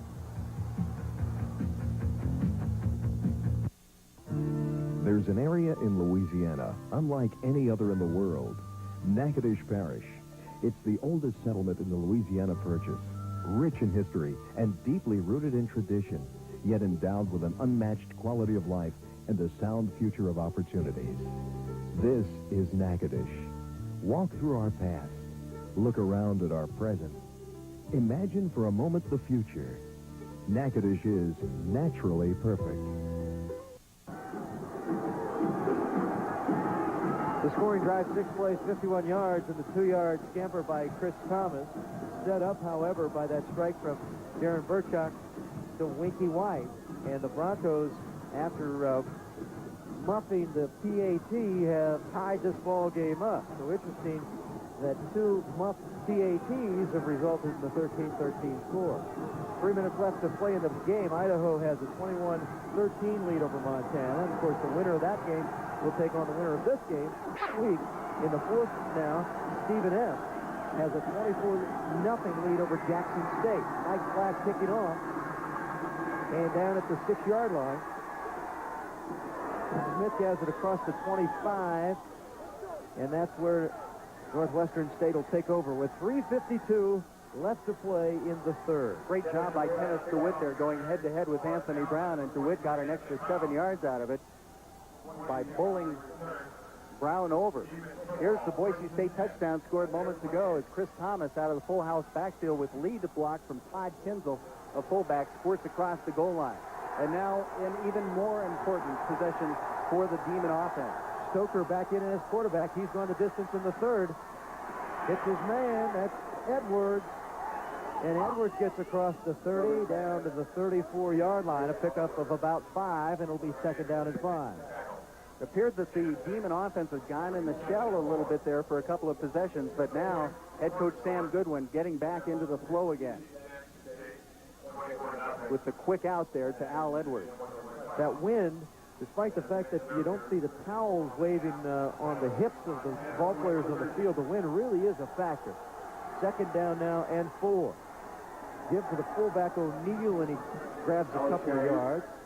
Not much more, and it'll be third down. Very quickly, it's third down. The wind is a factor, and the Demons will have it at their backs in the fourth period. And if the kicking game comes into play down the stretch, that favors NSU, most definitely. Third down now, and a long one with the ball at the 37-yard line. They have to get across the 39. Pitch back. First down yardage, and Paul Frazier gets it across the 40-yard line. In fact, he picked up 3 yards on the play, first and 10 Demons. Boise State was going for the tackle for loss there, obviously, but they brought cornerback Frank Robinson up into the backfield. Nice cut inside to get past Robinson, and then a broken tackle by Frazier. The ball inside the Demon 41. We have 2:28 left in the third period, and we are tied in Boise, Idaho. At the 41-yard line for a quarterback, Scott Stoker, as he brings his Demons up. Again on the option keeper, and he's hit at the line of scrimmage by a number of Broncos. One of them being Sean Anderson. Also, Tim O'Connor, number 58, was there. And they give him a gain of 1. Also, you see number 46, Eric Helgeson, who is everywhere. Yes, you have the cover man, or the pitch man covered that time. Stoker did all he could to get a yard and a half out of it up to the 42. Second down and 9. A lot of second down and long situations for the Demons in this third period. Stoker on the keeper across the 45 down to the 46-yard line, and again another third down and 5. And you notice how Stoker is the guy on this drive. We have not seen Rusty Slack, nor have we seen Gilbert Galloway. Haven't seen him on this drive. Haven't seen him in the third quarter. Stoker has gone the distance in this period. He's played 65% of the time over the course of the games this season, but he's played a much higher percentage in the second half. So here, let's see what head coach Sam Goodwin does here on 3rd and 5. I say 100% is a much greater. Third down and 5. Movement. And there are flags.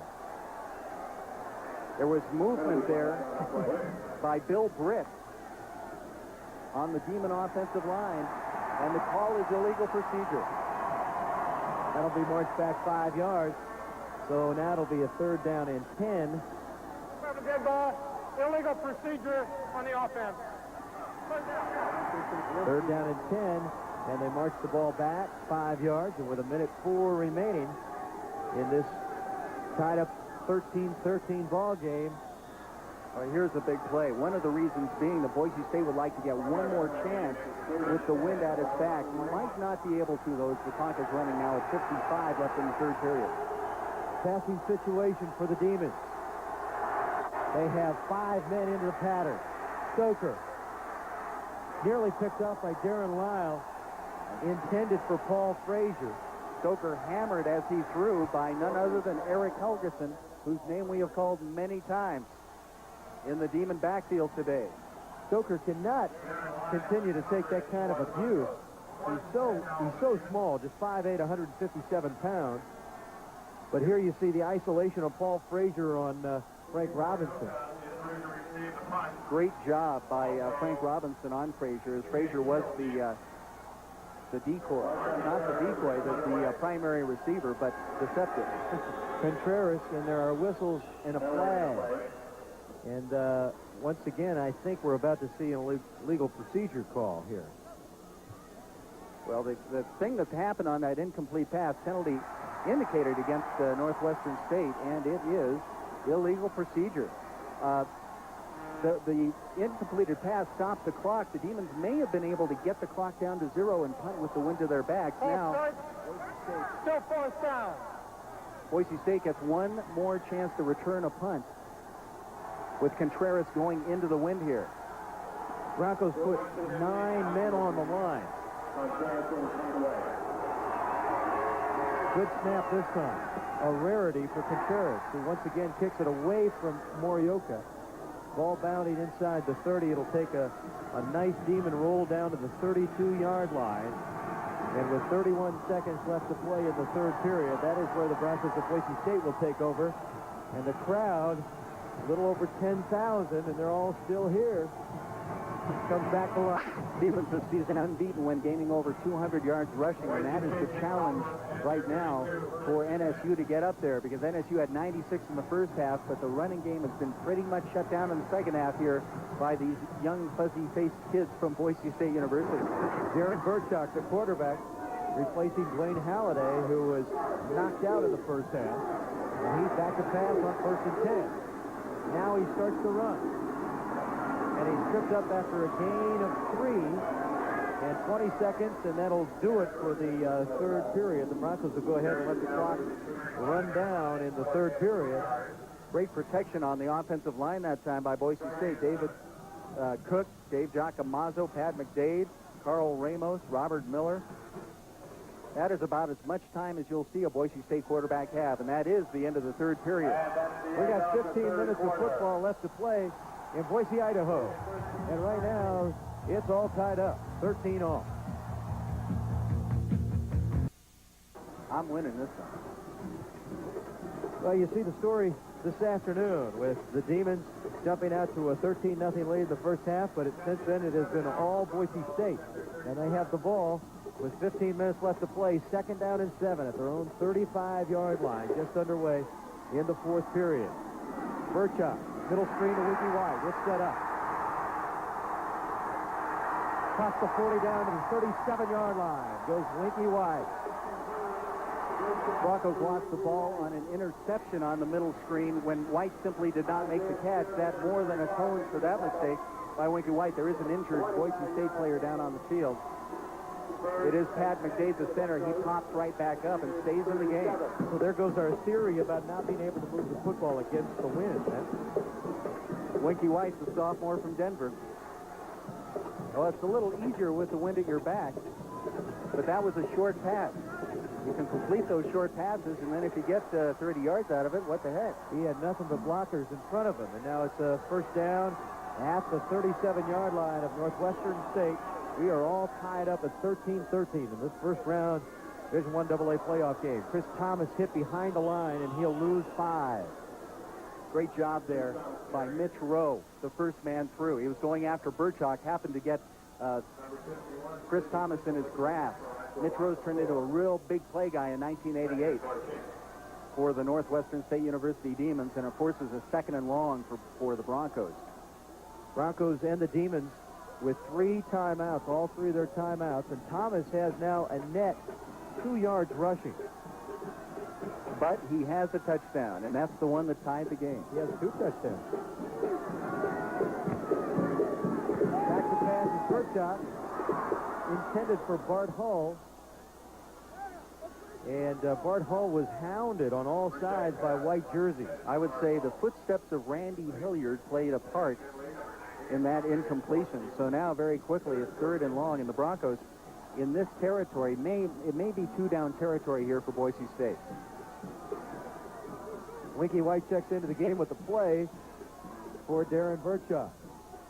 And now the Broncos have to shuttle in a fullback, and Kindrell comes in late. Play clock down to 8 seconds. It's going to be tough to get this one off. They're going to have to hurry. Now down to 3, 2, 1, and they just get it off. It's a play action. intended for Olaf Reinwald, the tight end. And it'll be a 4th down play for the Broncos. You had a feeling that something went awry when the play was coming in. Yeah. Late coming in, and then the Broncos late getting to the line of scrimmage. And that's also about all Birdsong could do with the pressure coming in from the Demon D-line. So Tom Schimmer will punt into the wind. He'll try to get it inside the 20 against this wind out of the northwest. Yeah, right in his face. And again, look for a possible fake here. Again on the long count. Schimmer with a lot of time now thinks about it and finally hits it. Hits a low one, and it hits inside the 15, and it really doesn't take much of a Bronco bounce. Now it starts to roll. And it's still not done rolling. And it's rolling into the wind. Yeah. Finally is down inside the 10-yard line at the 9. But Schimmer took his time, thought about it for a second, had all kinds of time, and then banged it. Well, that was a tremendous job by Schimmer. Since the rush was not on, he waited for his coverage to get down there. He said, you know, as soon as the ball gets down there, I'll have one of my guys to down it rather than let a Demon get his hands on it. Got a timeout on the field, 13:33 left to play in this ball game. We are all tied up at 13 apiece.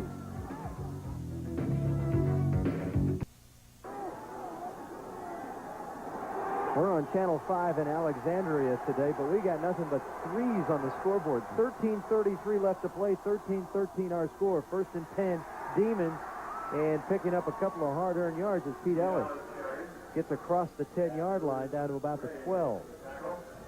Let's go down to Guard Swanson on the field right now. Guard?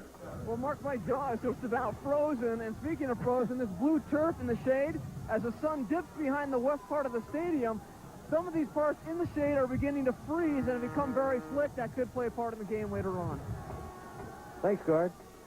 That field, by the way, is AstroTurf. And look at the halftime score up in Moscow, Idaho. University of Idaho Vandals leading 21-19 over Montana. 2nd down and 8. That's Floyd Turner who dropped it. Check that. Orland Lockhart, who was injured in the first half, coming from his tight end position, dropping the ball. And you don't see that very often. Not out of Orland Lockhart. He had a great early season, then a shoulder injury really hampered his late season. A little bit low, but still a catchable ball, and no one feels worse about that than Orland. 3rd down and 7 now for the Demons, who have struggled in the second half, trying to get something going offensively. Stoker. Fumble. Oh, wow. Kenneth DeWitt fell on the loose ball just before Scott Russell got there. And it was a race. Stoker did not see Sean Ellis coming from behind here. And here's Sean Ellis looping to the outside. A nice block initially by Pete Ellis, but now it's blindside time, and the ball pops loose. Now it's a race between Kenneth DeWitt and Scott Russell, or rather Tim Langen, and it's Kenneth DeWitt who wins it, but Contreras has to come on to punt now. And he's punting to Keith Morioka. Good snap and a good punt. Driving Morioka back, who watches it hit at the 20. Now he fumbles it. Demons have recovered at the 15-yard line. Oh. A stunned silence falls over Bronco Stadium. That's a sophomore mistake by Keith Morioka. And we've talked all game long about how dangerous the return man is for the Broncos. And he watches this ball sail over his head and then decides to pick it up. Great spiral line drive. Keith lets it get down there. He thinks he has a bounce here, and he just bats it forward. Does not have any leverage. As though what momentum was carrying him backward. What a big break for the Demons. Now at the 16-yard line. Stoker on the option again, and he gets back to the line of scrimmage. It'll be 2nd down and 10, but now they are well in the range. If you're looking ahead a little bit, they're well in the range of their place kicker, Keith Chapman. Hodnett is 2 for 4 in the 30s.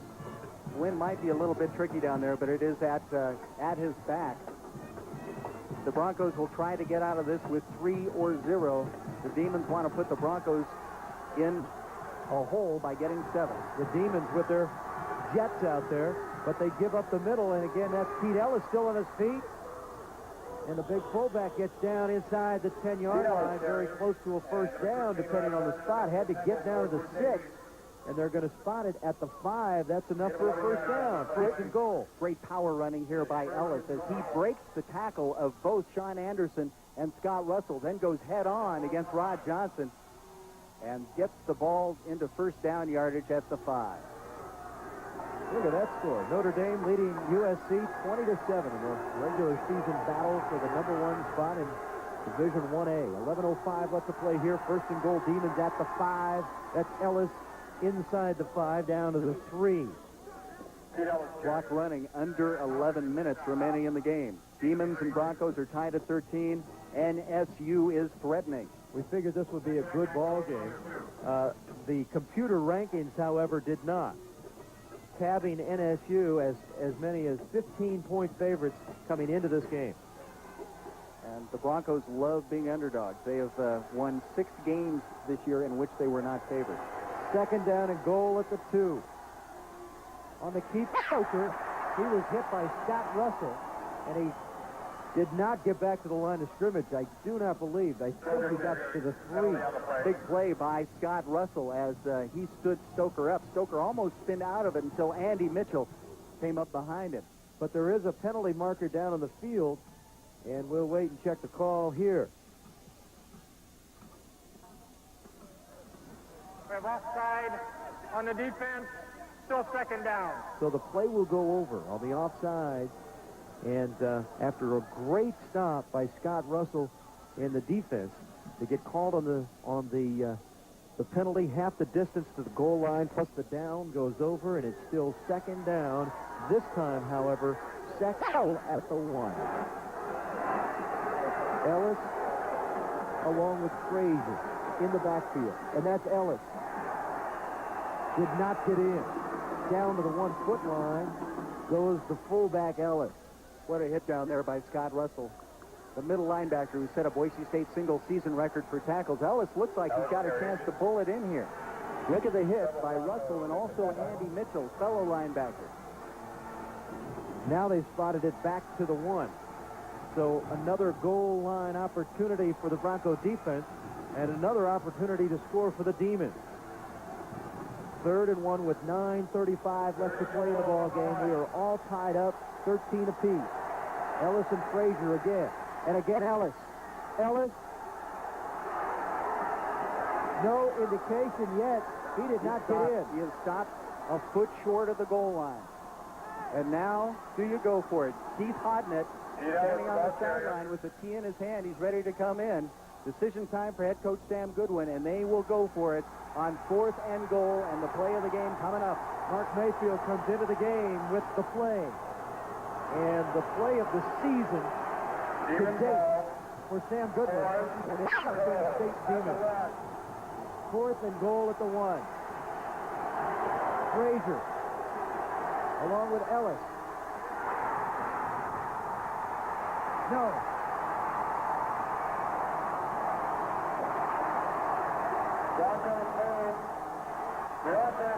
Broncos take over on down after a tremendous goal line stand.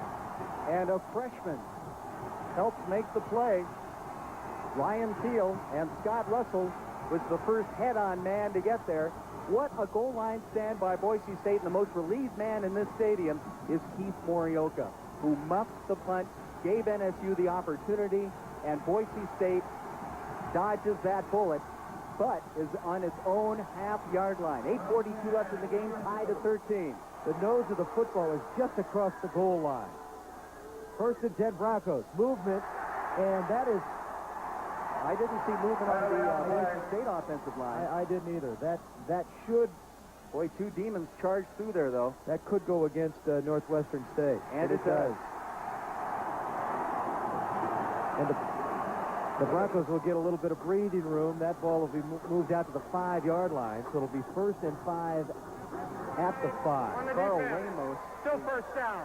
Carl Ramos, the offensive right guard for Boise State, looked as the Demon went past and what's he doing here?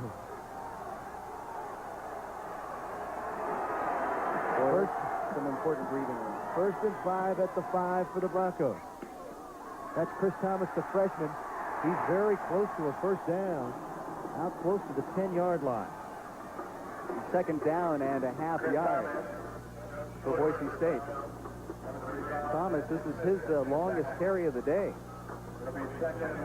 Good protection along the right-hand side.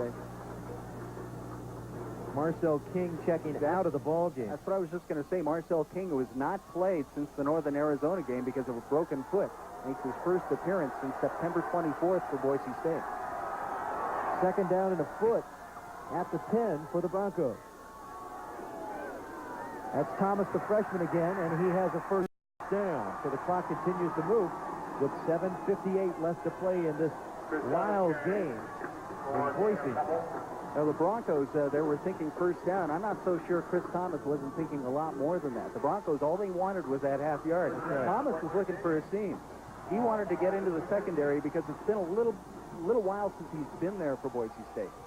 Broncos thinking first down. Thomas thinking touchdown. 1st and 10.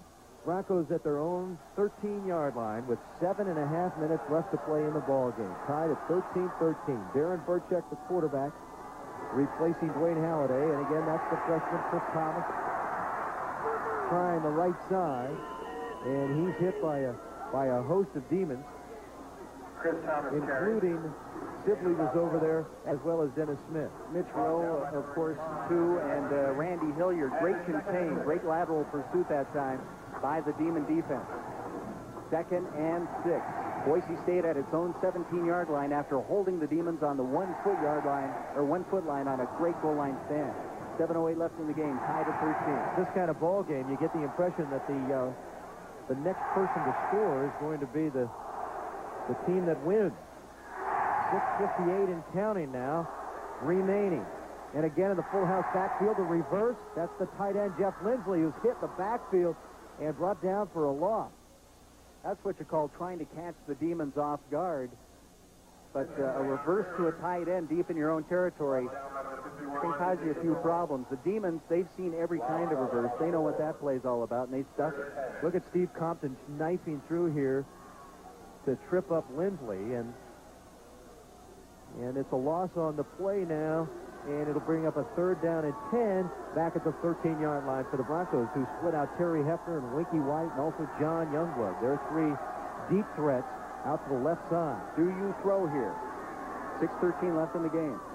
The Broncos are intended for Jeff Lindsley, incomplete, and the Broncos will punt into that wind. So there's a chance for a return here. Good protection by the Boise State offensive line. As you see the furious rush there of Henry Wesley. Kevin Lewis is the deep man. However, he's late getting on the field. Wow. Out of the end zone, and that's a safety. So Tom Schimmer gets a punt block, resulting in a Northwestern State safety. And Northwestern State goes ahead 15-13, and the Broncos will be punting to Northwestern from the 20-yard line. So they'll come up with great field position with 6 minutes left to play in the game. A gigantic play to block that punt. I just mentioned that Kevin Lewis was coming on the field very late. We've got a timeout on the field. 6 minutes left to play in this first-round playoff game. Northwestern would stay with a 2-point lead.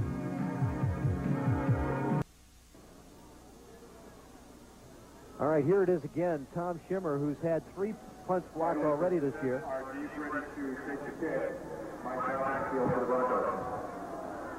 Knifing through.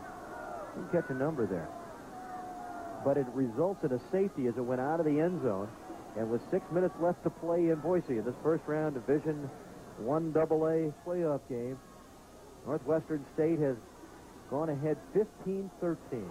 So the Demons now have the momentum back. They have things going their way.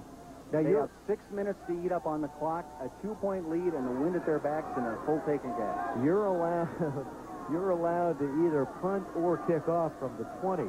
A lot of teams after a safety will punt the ball to try to get some hang time. I think the Broncos will try to keep it low to the ground. And a punt, of course, would be held up. There you go. Swift kick. They'll let it bound around. Finally picked up at the 45, or the 35 rather, and you know, that's a live ball.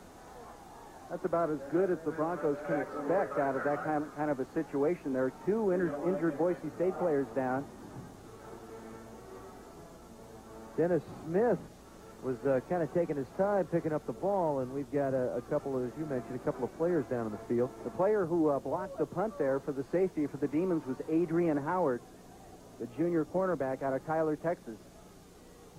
Tim Langens has helped off the field for Boise State, and that is Sean Ellis, a defensive lineman being tended to. They're looking at Sean's left, or rather right knee, as you can see. If this were the first half, Tom Scott, you know, well, I'll continue this thought after this break. We've got a timeout on the field. 5:56 left to play. Demons with a 2-point lead.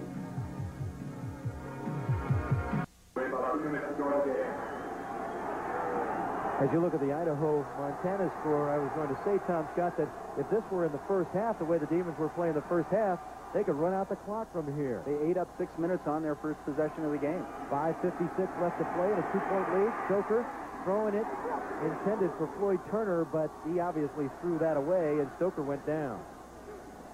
Stoker, only a junior, acting like a senior there and getting rid of that ball. Other scores from around the nation: Furman beating Delaware 21-7, and Marshall over North Texas. Unbelievable. 7-0 the final score there. There's a wild one. Georgia Southern over the Citadel 38-20. So all those winners advance, and Stephen F. Austin about to defeat Jackson State. Western Kentucky over Western Illinois.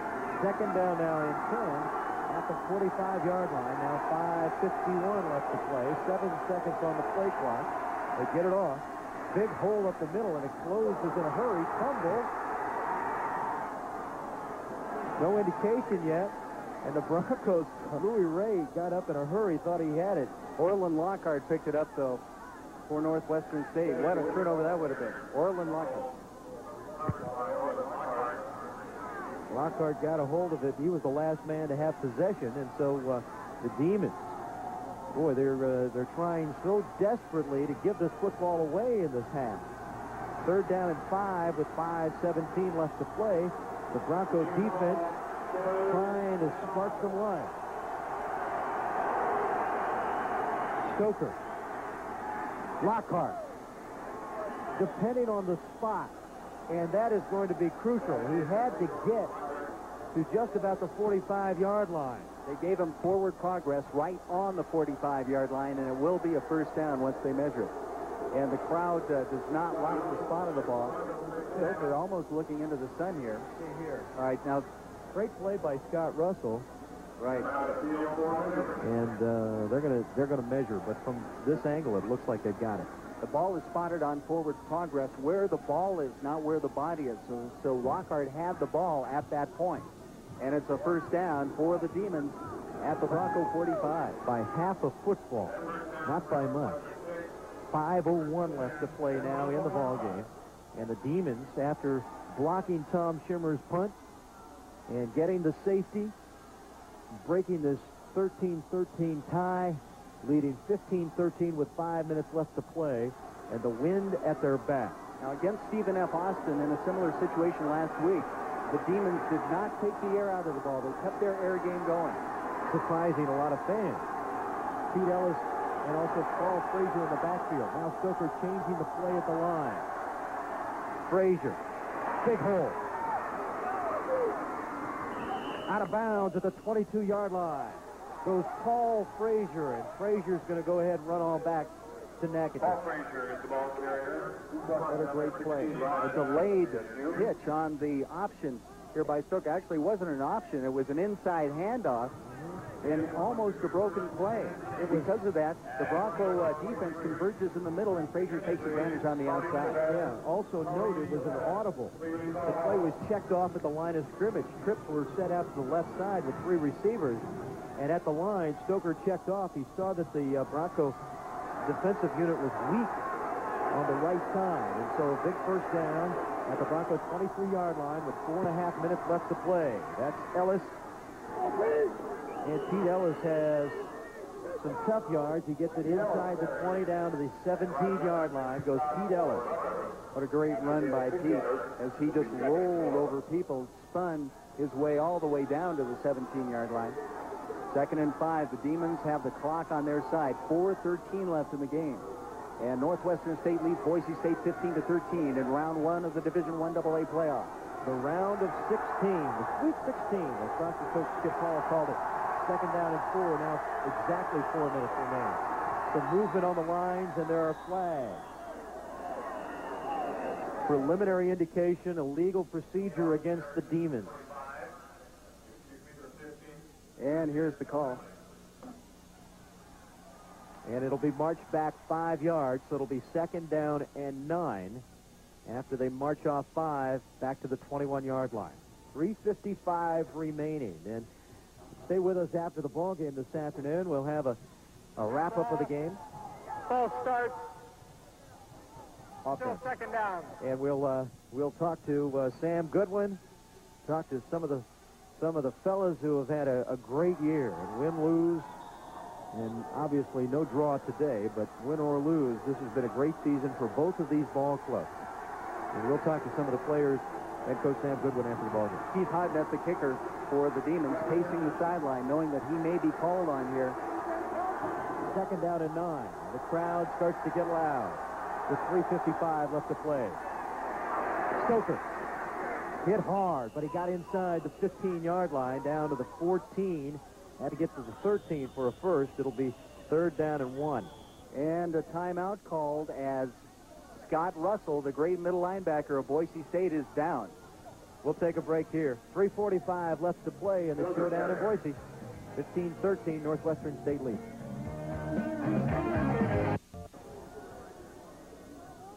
There's some hitting going on at Broncos Stadium in Boise, Idaho. With 3:45 left to play, the Demons of Northwestern State leading the Broncos of Boise State 15-13 in this first-round game, and that is Scott Russell, the linebacker, number 44, down on the field.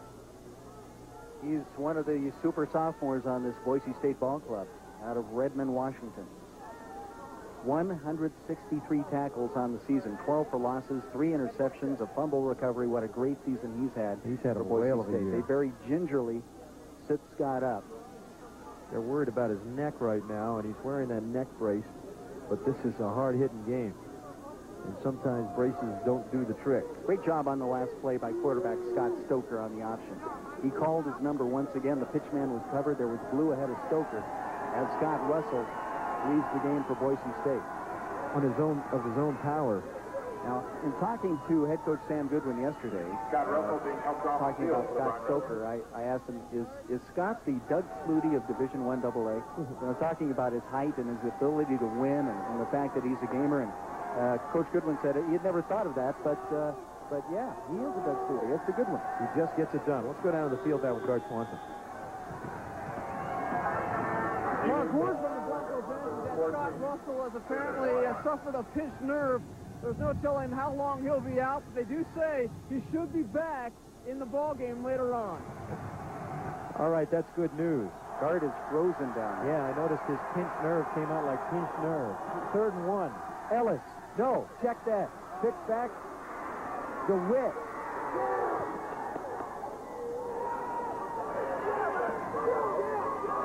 Dennis DeWitt runs it in for the touchdown. Touchdown. DeWitt, they never signaled it. They never signaled the touchdown. DeWitt on a great pitch has one man to beat, and he gets into the end zone from that angle easily, but yet I never saw an indication of a touchdown by any official.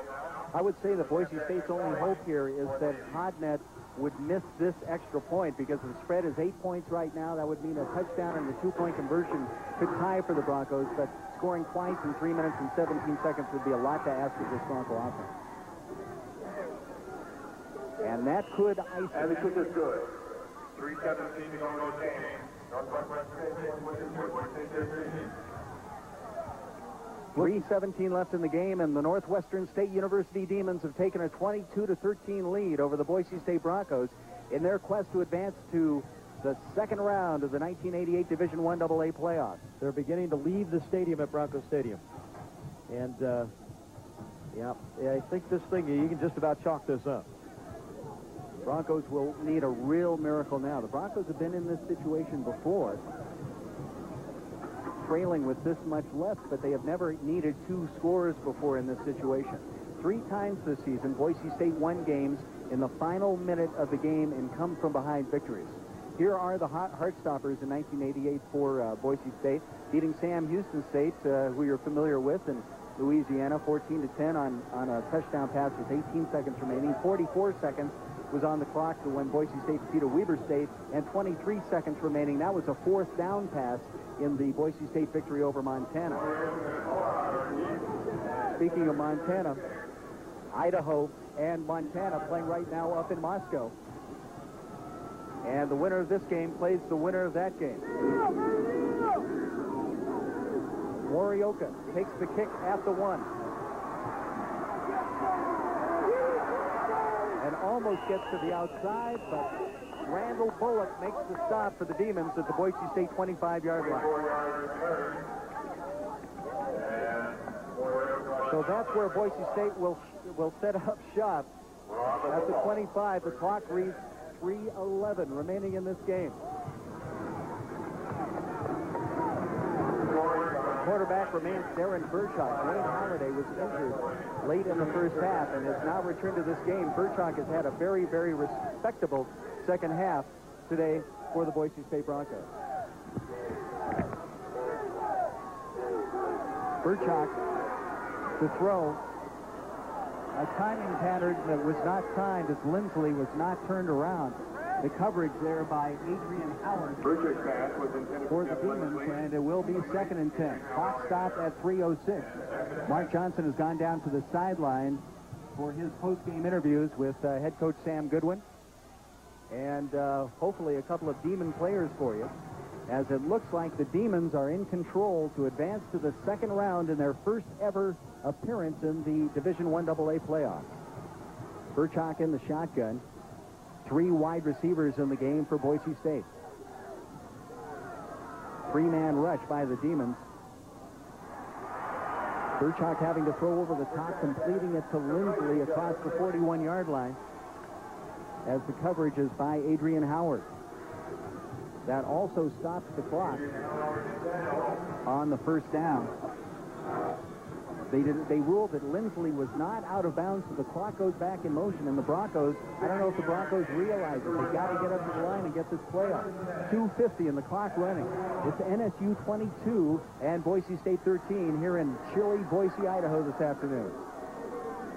Burchak throws short, intended for Youngblood, as the pressure was coming in, that time from Sidney Thistle and Leonard Parker on the Demon defensive front. Scoring drive by the Demons, 7 plays, 55 yards. A great late-game possession drive by NSU, the 14-yard run by Kenneth DeWitt, giving the cushion to Northwestern State at 22-13, and the Demons look like they are going to come out of Boise, Idaho with a win this afternoon. It is 2nd and 10. Boise State at its own 42-yard line. Burchak with just the token rush. And the pass over the top, I don't know if Kinzel thought he was the intended receiver because it was tipped twice. Winky White appeared to be the number 1 receiver, but Kinzel saw the ball coming his way, and that caused some problems for wide receiver Winky White. Burchak sets up here. There it is, tipped by Leonard Parker as both players were going for the ball. So it is now 3rd and 10 and its last gasp time here for Boise State, although the Broncos are in 2-down territory. Clock stops at 2:34. Demons up by 9. Burchak looking long. Terry Hefner curled in underneath Hilliard and almost made the grab at the Demon 21-yard line, but now it is 4th and 10 for Boise State. The ball was held up by the wind. We've talked about the wind all afternoon. Here's Burchak looking long. Hefner judged the wind perfectly as he was well covered initially by Randy Hilliard, Hefner goes in and just cannot make the grab. That's a grab that Terry Hefner, the sophomore, we say the word sophomore a lot for Boise State, usually will make. So it's 4th and 10, and back into the eye goes Boise State.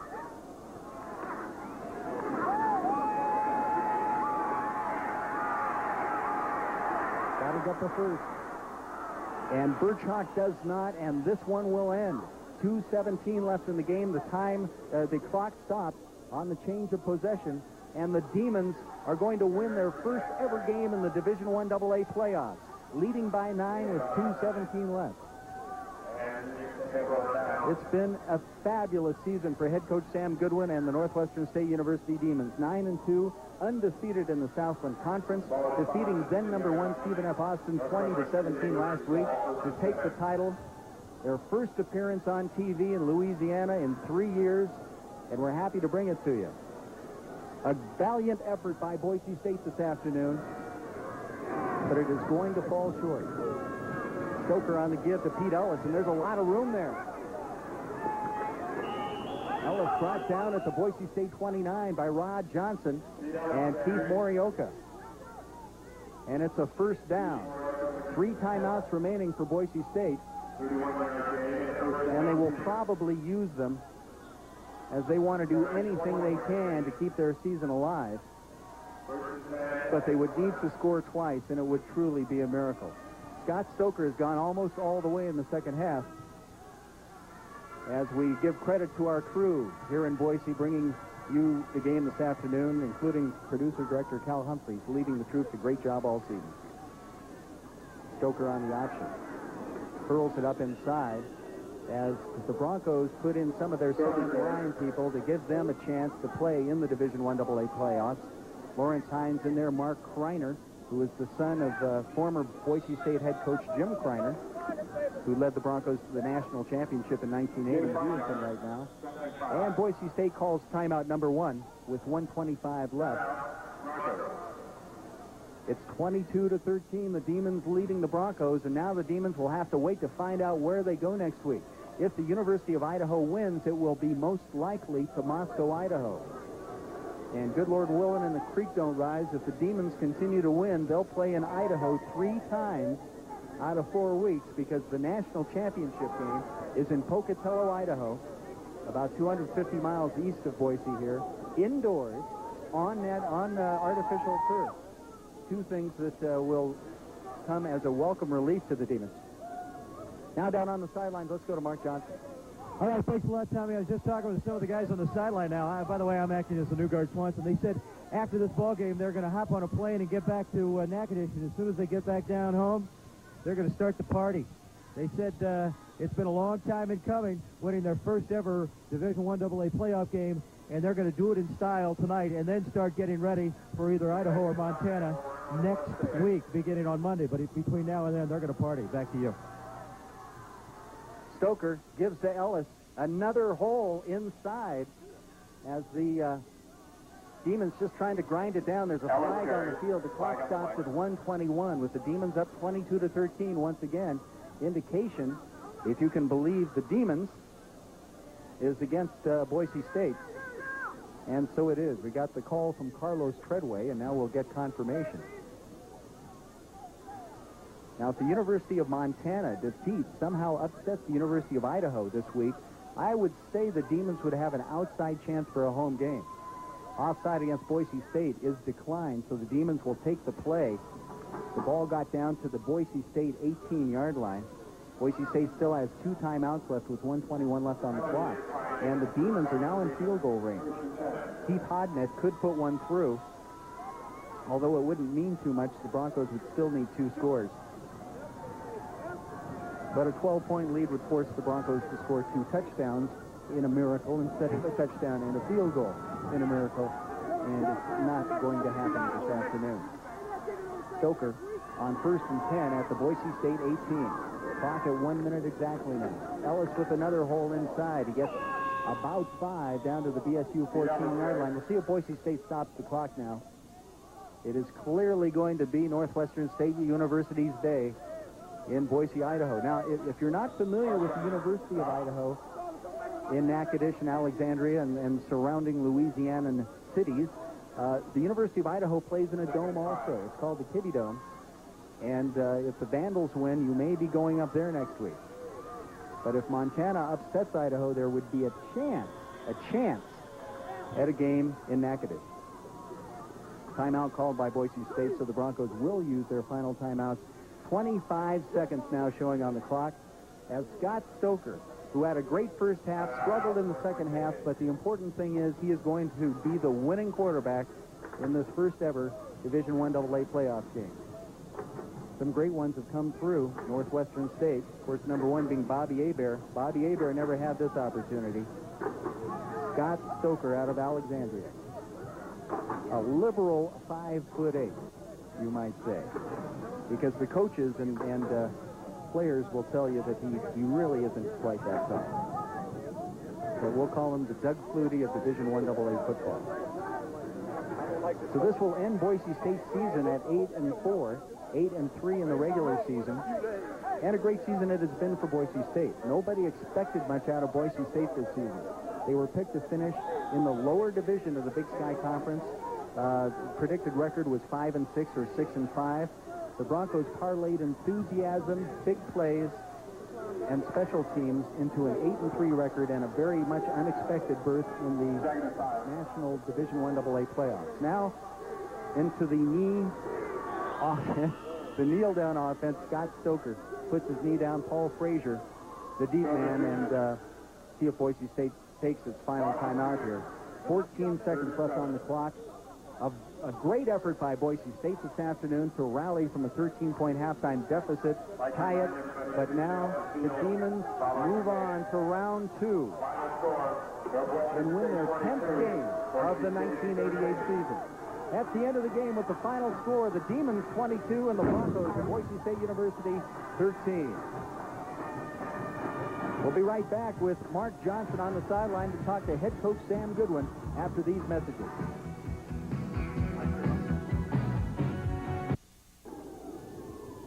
Mark Johnson back live at Bronco Stadium with the victorious Sam Goodwin, head coach of the Northwestern State Demons, who won this first-round game. Congratulations, Coach. That was a big win. Thank you. It really was. It was a tough ball game, boys. He never quit. The wind was tough. When we was going against the wind, we couldn't do anything. They kept the pressure on.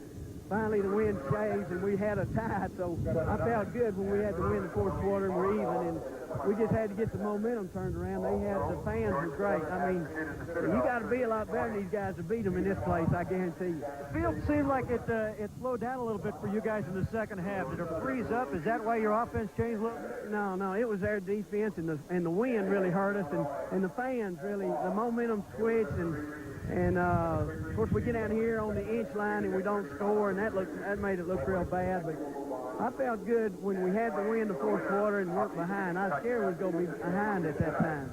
How does this win compare to last week's win against Stephen F. Austin to win the conference? I think we played better last week. We were more, the big rival and conference championship, and we had a lot of fans there. Today, we had a lot on TV, and I know they were yelling loud, but we couldn't hear them all the way up here. So it was an uphill battle from that standpoint, but hopefully we can get us a home game and get some of that extra motivation ourselves. Does it matter who you play next week, Montana or Idaho? Well, I had a whole film, and they look awfully good. I don't know much about Montana. Whoever would get us a home game, that's who I'd like to play. Well, congratulations. The first ever playoff victory for Northwestern State has to feel good. It really does. Thank you a lot. We appreciate it. Appreciate it. We've got Scott Stoker. Come on in here. This is the junior quarterback, Scott Stoker. Nice job this afternoon. What about Boise State? You knew they were going to be tough defensively coming in, but when it was tied 13-13, I have to think you guys were starting to second-guess yourselves a little bit. We were there. We didn't play very well. I think that's the worst we can play offensively. It shows you what kind of team we're made out of. When you play that bad offensively in the second half, and you still come back and win the game. What about now your ball club coming in here and in the second half? It seemed like you slowed down a little bit. What changed? Well, I don't know what happened. I think the crowd kind of got into it. I think the interception, when I threw the interception, I kind of got the crowd back in. That kind of hurt us there. But I think we showed a lot of character. We came back. We played a heck of a ball game. How do you feel right now? Compare this victory to some of the other ones you've had this year. Let's just put it this way, that's 1 down and 3 to go. All right, you're looking towards the national championship coming up in Pocatello on December 17th. You want to be there? Oh, yes, sir, we sure do. All right, nice job today. We're going to take a break and come back with more post-game as the victorious Demons of Northwestern State University beat the Boise State Broncos. We'll be back after this break. Come on, Sparky. Look at this. That was head, and the ball hit me in the helmet, and that's just the way it happened. Yeah, that's why the ball spun about 20 yards in the air, because it hit me in the helmet, and really when I got up off the ground, I saw one of our players looking back. I thought he was going to catch it and score, but it went on out of bounds. But I was really glad. I was really surprised I got it. I guess it's just luck. How high were you guys coming into this ball game? Obviously, you were so up last week against Stephen F., and I have to think that it was kind of tough for you to get back up for this game. Yeah, in the earlier part of the week, it was real. We had some rough practice. It's hard for us to get up because against Stephen F., we really got real high. We had a great game against Stephen F. It was real close, and it was one of the best ball games I've ever been in. And then after we got here, and we was kind of scared of the weather and everything, and once we got out in the snow and realized that we could play in it, and we started getting up, and I think we're the type of team that gets up right before the game, not all week long. We kind of take everything in stride. No matter who you play next week? Oh, it don't matter to us. We're glad to be here. You thinking about the national championship? Oh, yeah, we definitely want to be there. All right, Mark. Nice job. All right. Again, the final from Bronco Stadium in Boise, Idaho.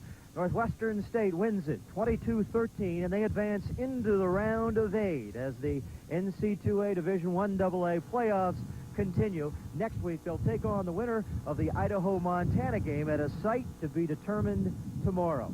That'll do it for our telecast from Boise. Hope you enjoyed it. Thanks to everybody at Channel 5 and Alexandria. For colorman Tom Scott, this is Mark Johnson. So long, everybody.